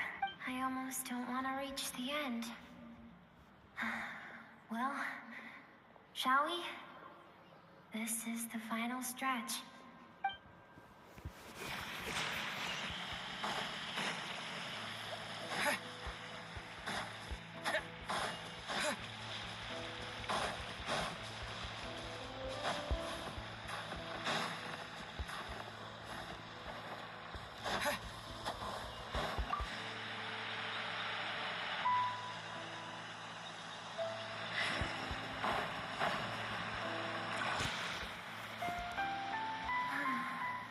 These are Skirk's happiest memories. What a simple and carefree time it was. Wisps of clouds dotted the sky. The sun bathed everything in golden light. And when song filled the air, Not even the shyest of flowers could resist swaying along. This is Skirk's homeland. She was so curious about everything as a child, always skipping school to go exploring instead. There was so much to discover. The treasures at the bottom of the sea, the secrets beyond the stars, and that merchant ship packed with adults wearing those strange clothes. Yes, the ship. That was the beginning of the end. It was a spaceship. When it arrived, the people that disembarked wore smiles on their faces and spoke of friendship. They claimed to be merchants from a neighboring planet, looking to establish trade. Skirk's parents, her relatives, her neighbors, everyone welcomed the newcomers with open arms and allowed them to explore the planet. To them, the visitors were guests and should be treated with hospitality. No one had any idea of what was to come. Several months later, an army of unknown origin arrived without warning and carried out a ruthless campaign to destroy everything and everyone on the planet. Skirk had skipped school that day, like so many times before, so she was not caught in the immediate wave of destruction. But when she came home that day, only fire and ruin awaited her. Countless people cried out to her for help.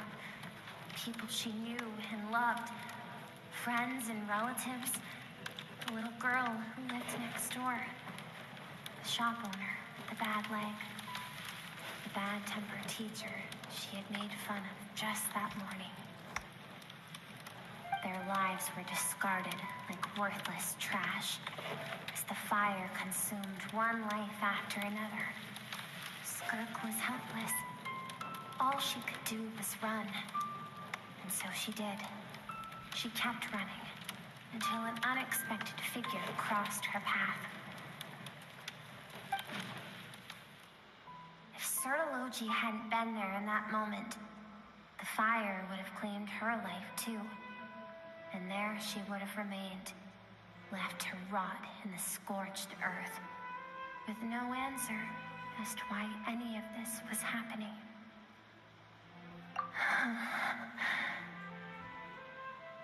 Because she and her people were seen as a threat.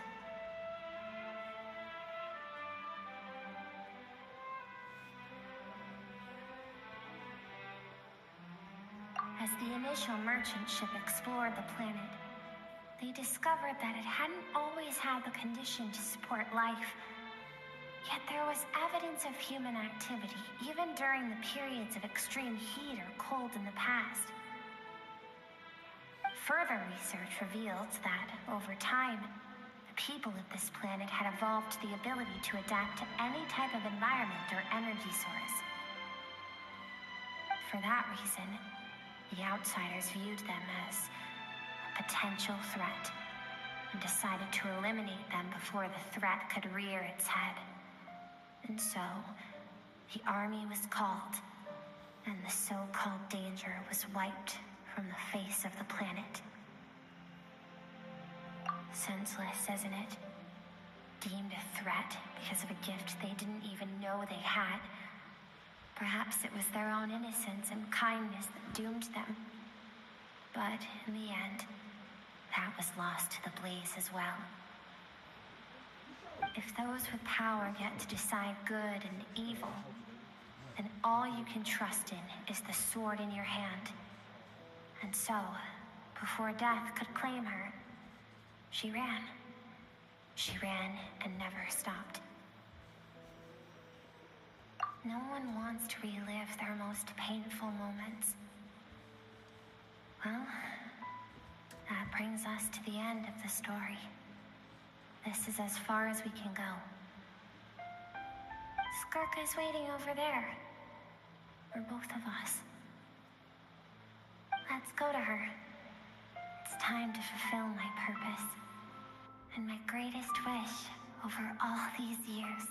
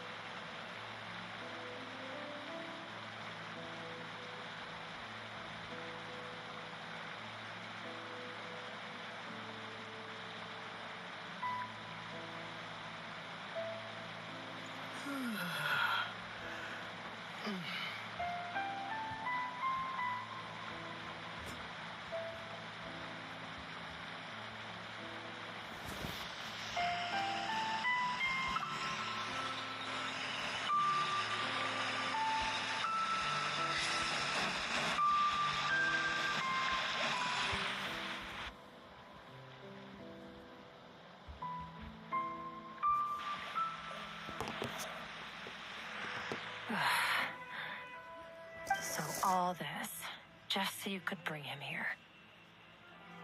I have things to say to you.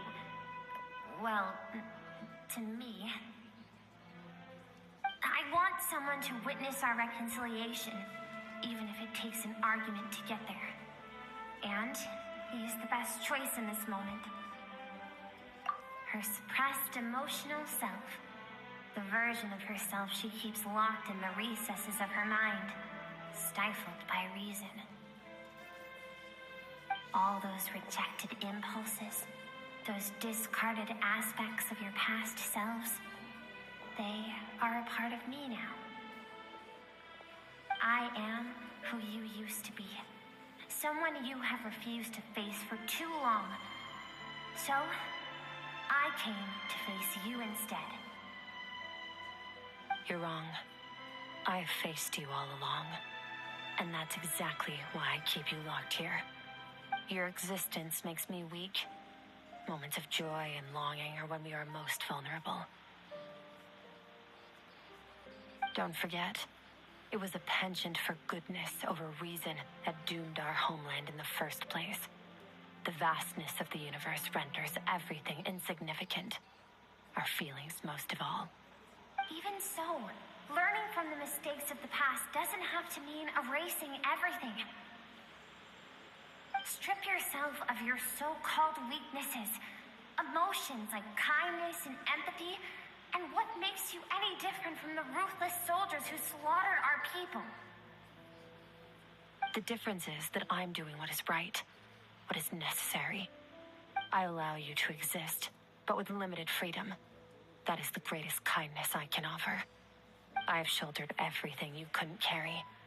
I rose above the numbness and emptiness, and it was cold, unfeeling reason that brought me this far. It made me who I am. It made me strong. That is the problem. I want to shoulder those things together. On the grand scale of the entire universe, maybe our feelings are vanishingly small, but why should that mean they don't matter? Emotion gives warmth to the cold expanse of space. It gives meaning to the world around us. Think back to those nights of gazing at the stars, those afternoons of exploring the unknown. Think back and let them grant you peace. A brief respite from the pressure you put on yourself.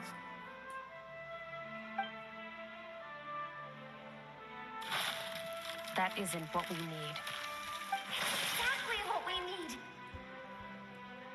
Aren't you curious about why recovering your strength has taken longer than normal this time? Finally, you get to the important part. That is the only answer I came here to find. Then look around. Look at your inner world. You cast aside your dreams and curiosity, and in doing so, you lost your original motivation. You severed all connection to who you used to be, so you can no longer draw strength from your past. Now, the only things driving you forward are fear and survivor's guilt. But these cannot take you far enough. And so, this river, the source of your strength, grows more polluted by the day. And you think that means I should seek help from a weak little thing like you? Your emotional self isn't weak. The fact that she transcended time and broke free from her constraints to come and face you, that proves it. Thank you for saying that. I knew bringing you here would be the right choice. To be honest, I'm not here to argue with you. This isn't about who's right or wrong.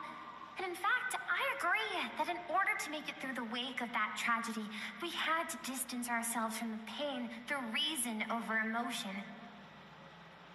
But what is right at one point in time isn't always right forever. I know you will never forget that fire. I know the fact that you were the sole survivor fills you with guilt. And I know that among the voices that haunt you, mine is there too. Because deep down, you know that you didn't turn out to be the person you wanted to be. All those unfulfilled hopes are like knives to the heart. And I don't want you to hurt anymore. So even if you can't accept me, I hope at least that you can let go. I keep thinking, maybe it would be better if I had died. I wouldn't be haunted by that fire all the time. I wouldn't have to go on like this.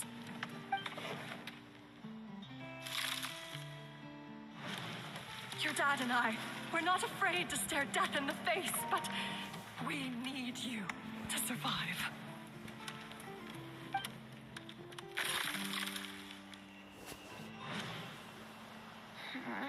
I'm sick of being a kid. There's so many amazing things out there, and I'm ready to see them all.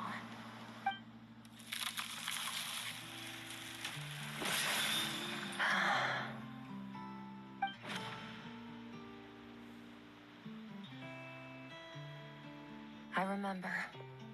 There was a song Mom and Dad always sang when we went out to fetch water. Dancing water. The sand along your path is begging for your song and movement. Will you carry this burden with you on your journey? I am not the dancing water, and you are not the burdensome sand. But if this is your wish, then I will carry you with me until the end. Thank you. I should be thanking you.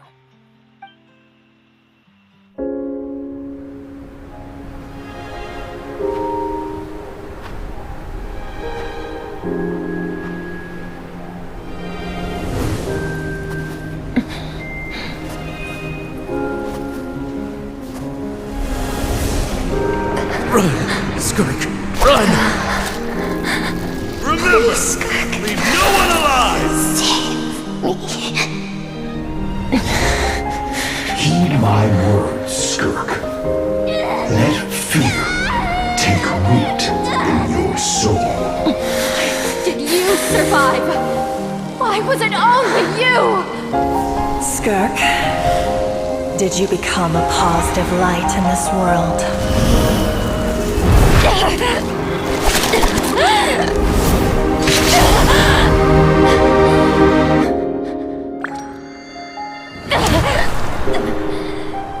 Hey, this doesn't have to be the end.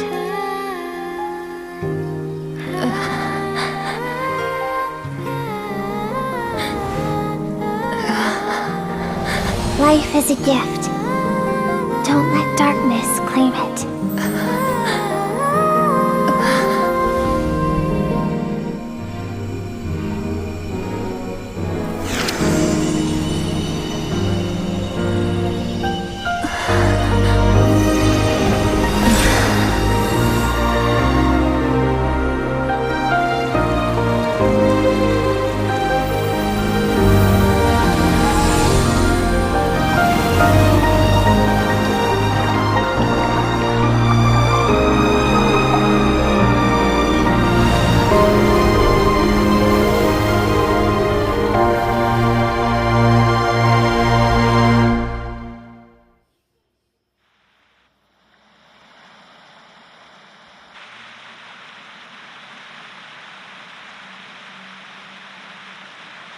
So, you saw my memories then.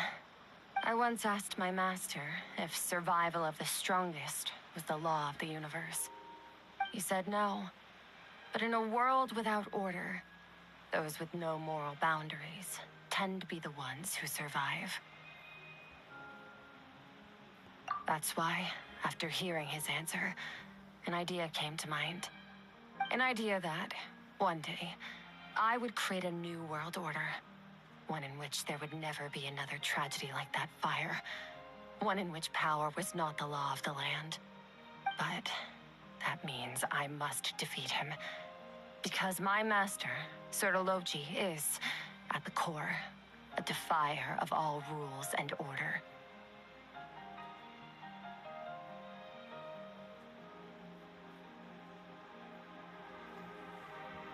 Yes, and not just because of the gap in our abilities, but also because I have no reason to see him as an enemy. Although his decision to train me was not made out of kindness, he did everything a master should. He saved my life, taught me the sword and the principles of strength. And for that, I respect him.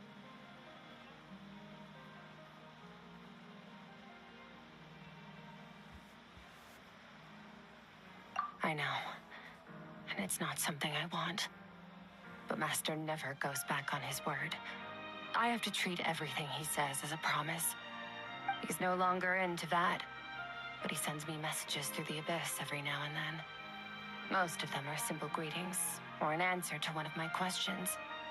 Every time I hear from him, my heart skips a beat. And I wonder if this is the moment where he'll finally appear before me and tear down everything I've built to pieces. Maybe that means I do live in eternal fear, just like he said. Yes, I respect him, but I'm also afraid of him. And for that reason, the pursuit of strength consumes every moment of my life. I don't know what Master has planned, but I have to be ready.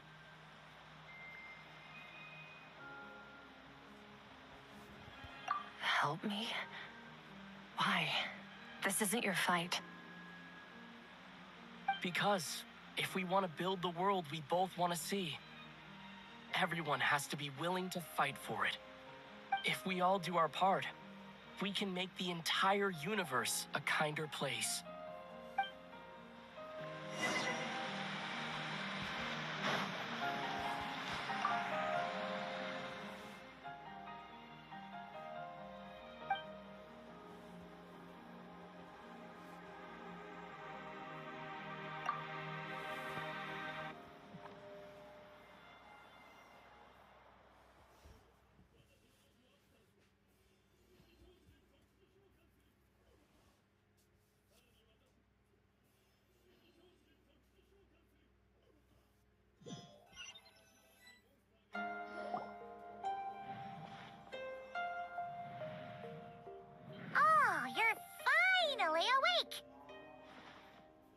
honestly. Paimon was gone for like 2 seconds and then she comes back and finds you both unconscious? You scared Paimon half to death. You're both okay, right? What does it look like?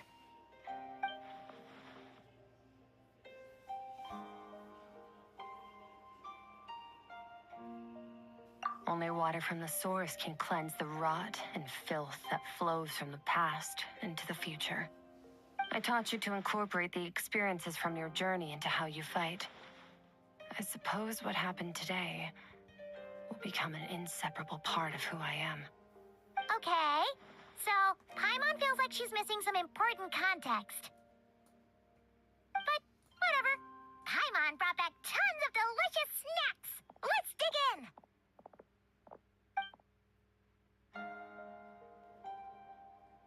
All right. It's about time we finished what we started. We're gonna deal with this thief for good, right?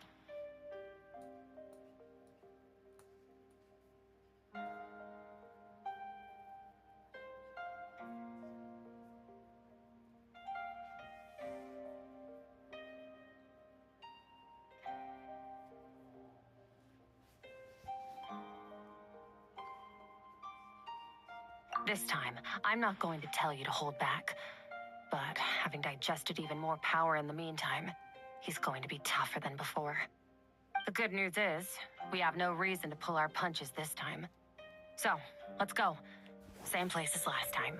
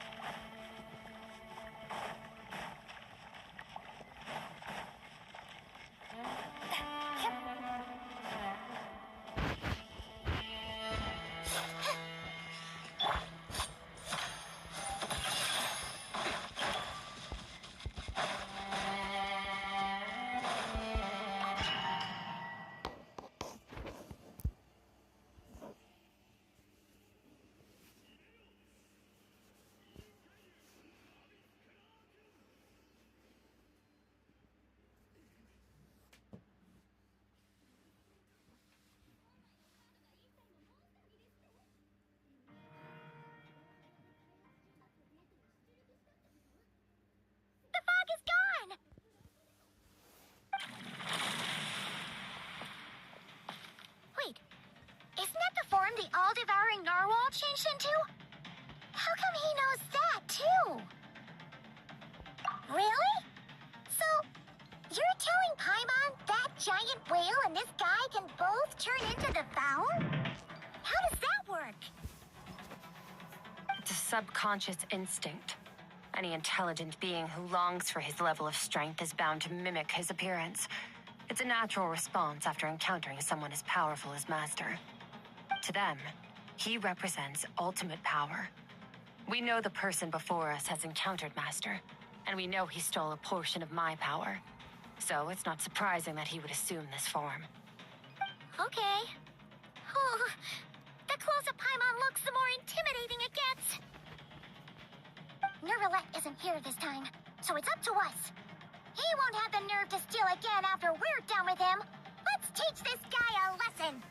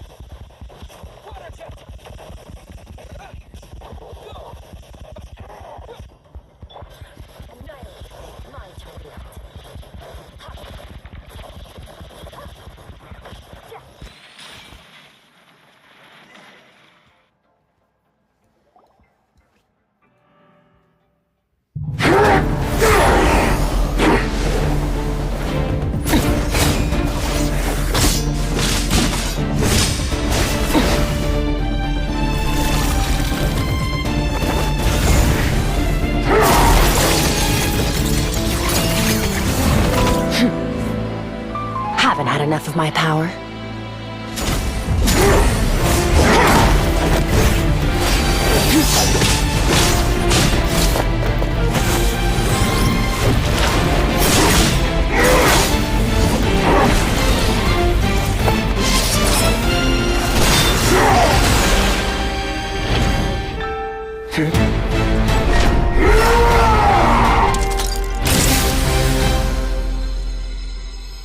Well then, let's see how much more of this power you can handle.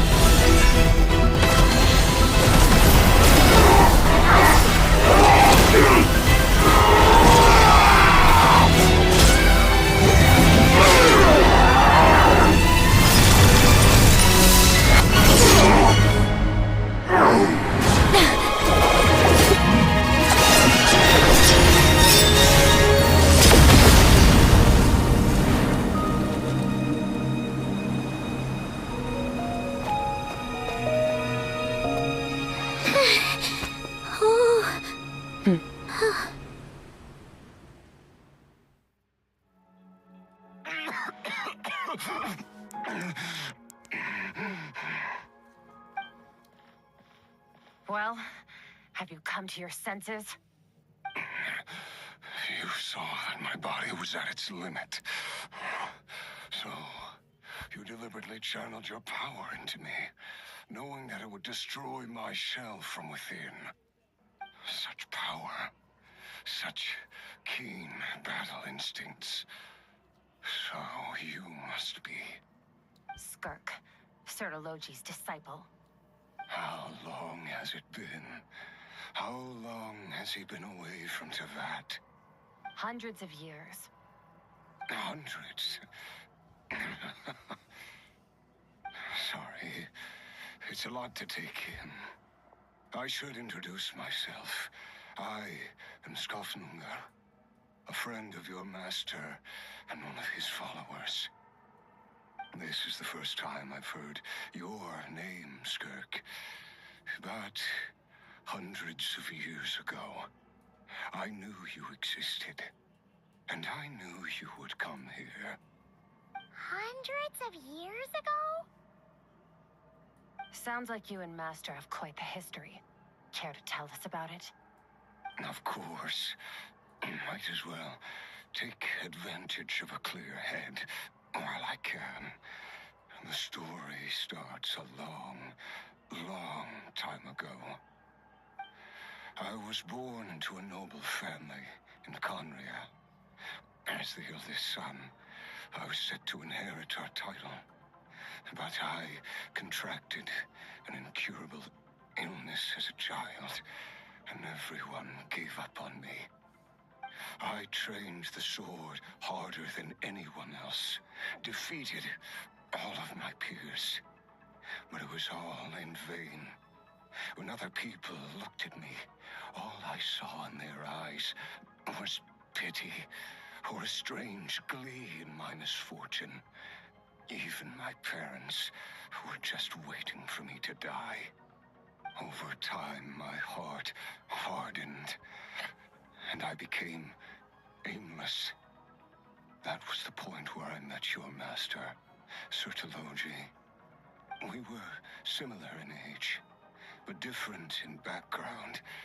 He was born in prison, the son of criminals who had been sentenced to death. He spent his childhood wandering the streets, facing more criticism than the literary works in the Universitas Magistrorum. Yet, he always wore a smile on his face, as if kindness and malice were one and the same, and he could not see the difference. I still remember what he said to me when we first met. You need to fight to survive. Even if it's a losing battle, it should light a fire under you. How can you sit back like this and go down without a fight? That does sound like something he would say. He was the first to acknowledge that I was worth something, and he inspired me to keep going.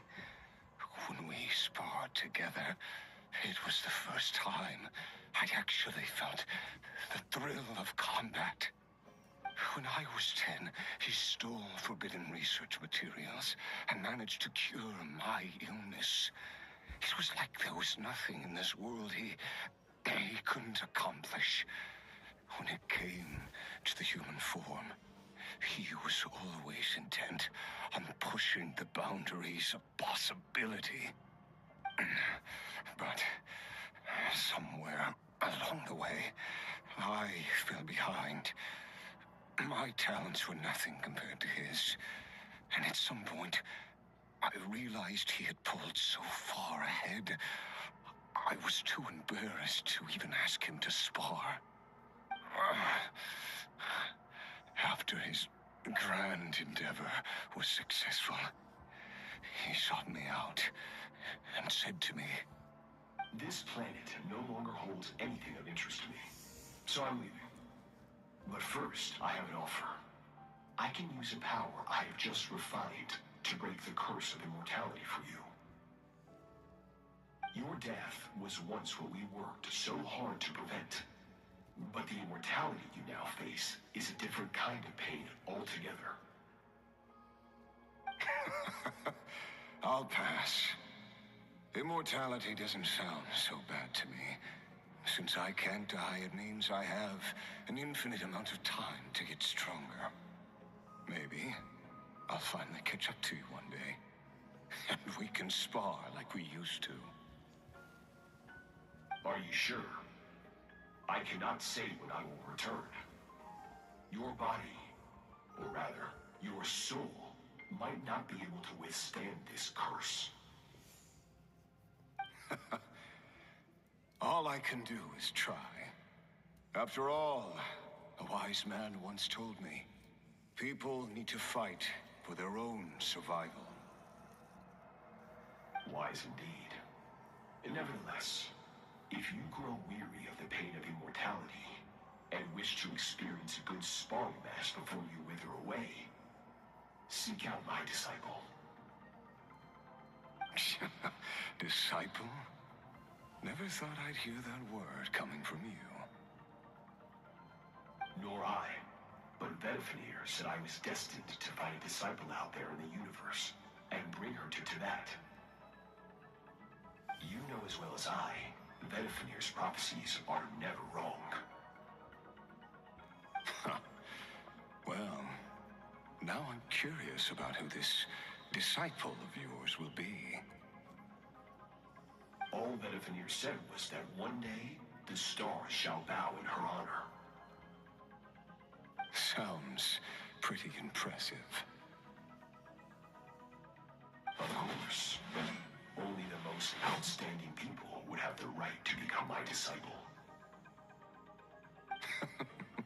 Still self-assured as ever, I see. But you're not wrong. I'll be leaving then. Oh, and if you were serious about getting stronger, I left you a little gift in the primordial sea. As I've said before, walk whatever path you want. Freedom means even the wicked get to make their own choices. Waiting for me in the primordial sea was the all-devouring narwhal, already beaten into submission by Sertologi. In its weakened state, I was able to cut off part of its flesh and sew it into my own heart. Your heart? That sounds like torture. How did you even survive that? Because, of course, I bear the curse of immortality. So, you used the curse to turn yourself into a vessel for power. Even with that whale's ability, devouring power like that is not something the human body can withstand. With your body and soul constantly at the breaking point, it was the curse of immortality that sustained you. But that is not the path to strength. You have to pour your heart into it, work for it, dream of it. Instead, you stole something that didn't belong to you, and it backfired.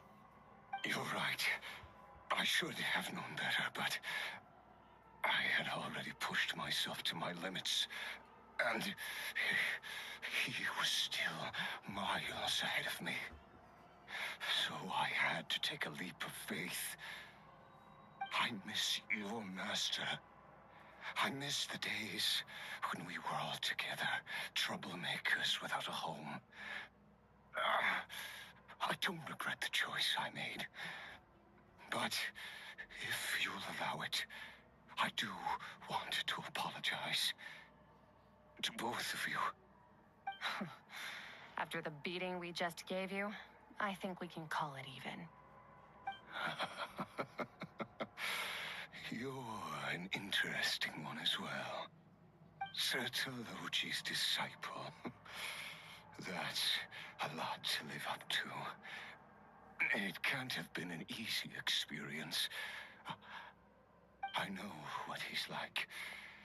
He rules with an iron fist, using despair and fear to force you to catch up to him, all the while standing ever out of reach. We're like mountain climbers in the dark, never knowing how much higher we have to climb, or when we will see the sun again. True. But I made up my mind long ago. No matter how dark it gets, I will not give in to despair. I will overcome it. Besides, after hearing your story, I suspect what Master really wants is not a battle that demands his full strength, but rather a defeat without regrets. Oh? Since you're his friend, you must have some things in common. The first time we came here, when you stabbed me through the fog and stole my power, I felt no emotion coming from that spike. But when you had to devote all your strength fighting me just now, I could feel joy and passion emanating from your blade. It was the joy of a researcher discovering the truth of the world, the joy of an artist uncovering a temple of wonders. Interesting. I'm certain I didn't express those emotions outright. Yet you were able to read them from my blade, like a glimpse into my inner world. You're right. That battle brought me an unbridled sense of joy, and my defeat brings me no regret whatsoever. Exactly. I think Master also craves a battle like that. One where his opponent forces him to use all his strength, unlock the extent of his potential, and transcend his own limits. A battle to end all battles. After which, all can come to an end, including, perhaps, his life. For that very reason, good and evil are meaningless to him. He has one purpose, one goal, to complete himself. It's one of the secrets to his strength. Perhaps you're right. Perhaps that is his call. What a battle that would be. Oh, to witness such a... Are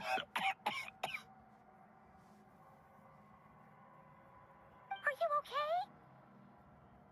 Too many different kinds of power are surging through my body. The curse of immortality allows it all to coexist, but it does not remove the pain.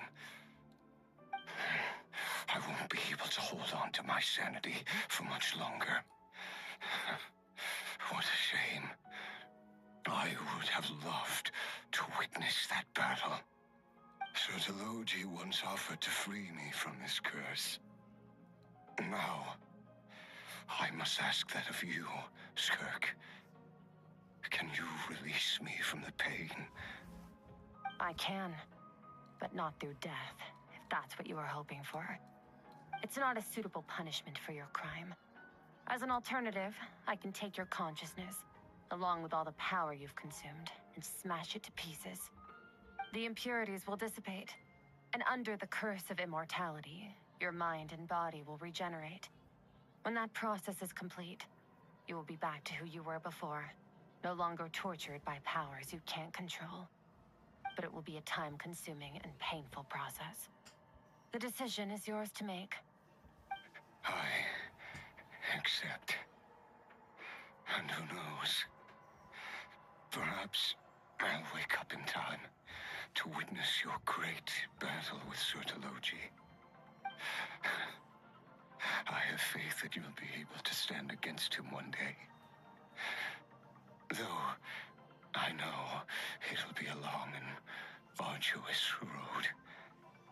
If we are climbers in the dark, it appears the dawn has finally broken for me.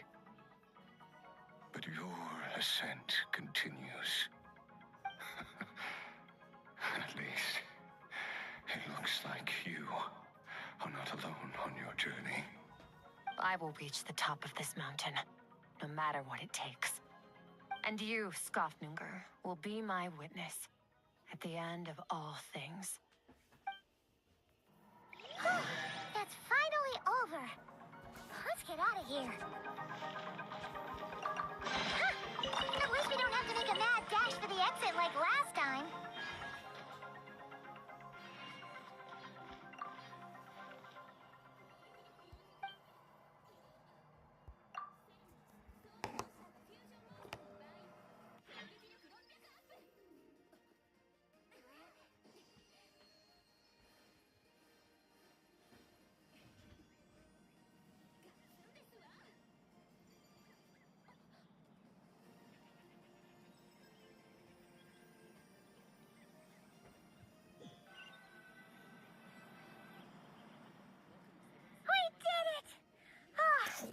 It's only been a few days, but it feels like forever.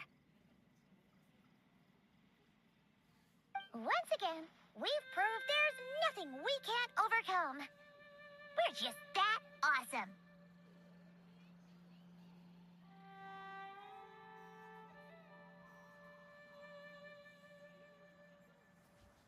Wow, you sound even more confident than usual. Guess you really have become stronger. Today sure went by fast. It's night already. Oh wait, that reminds Paimon. The stars you mentioned, the ones that died out, are they back now? Yes. The power Skofnunger stole has been returned.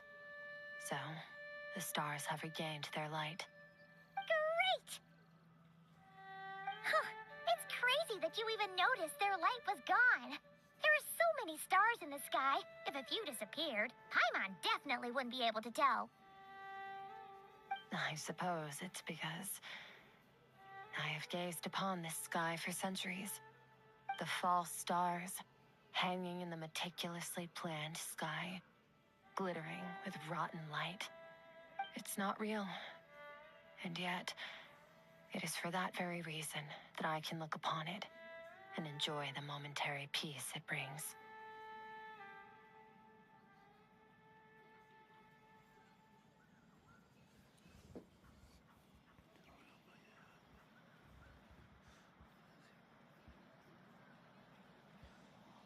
Even the most beautiful of bubbles has to burst. We will return to the real universe one day, whether of our own volition or not. Time marches ever forward. Even the innocent and naive will taste life's bitterness. Yet through hardship, we grow until we learn to seize the sands of time for ourselves and uncover our true strength. Though we gaze upon a false sky, its vastness and majesty is palpable. One can only wonder, what is it going to take for kindness to reign supreme in the vast expanse of the universe? This is all going over Paimon's head. But if she knows one thing, it's that the Traveler always finds a way. Ever since we met, he has filled Paimon's days with happiness. No matter how tough things get, he always finds a way to make it better. If it's too big a job for one person, then we'll do it with two. And if two's still not enough, then three. We've met so many amazing friends and accomplished so many amazing things. As long as we don't give up, we can make any wish come true. I suppose when it comes to you, anything is possible. Well, I should be going. Now that my power is no longer isolated from my emotions, I need more practice to get used to it.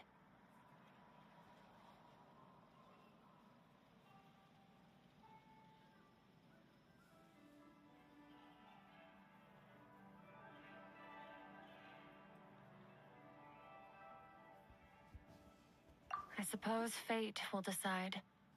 Maybe we'll bump into each other on the street.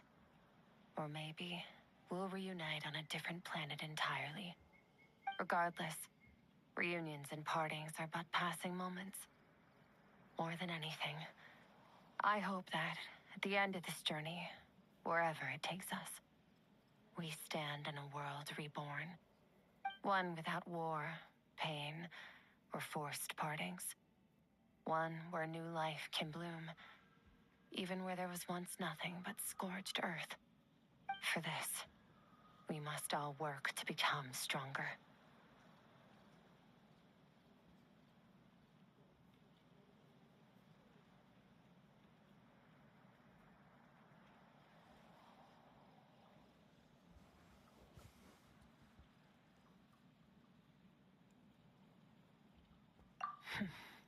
If that's what you want to call me, I won't object.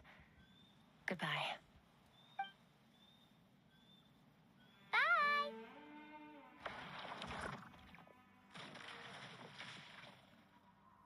Is it just Paimon, or is she being nicer than before? We definitely count as friends after all that, don't you think? Hey, what do you think about camping here tonight? There's nothing quite like sleeping under the stars. Come tomorrow, we can continue our journey. Oh, and since Paimon treated you to that super nice meal at Wamin Restaurant, it's about time you returned the favor.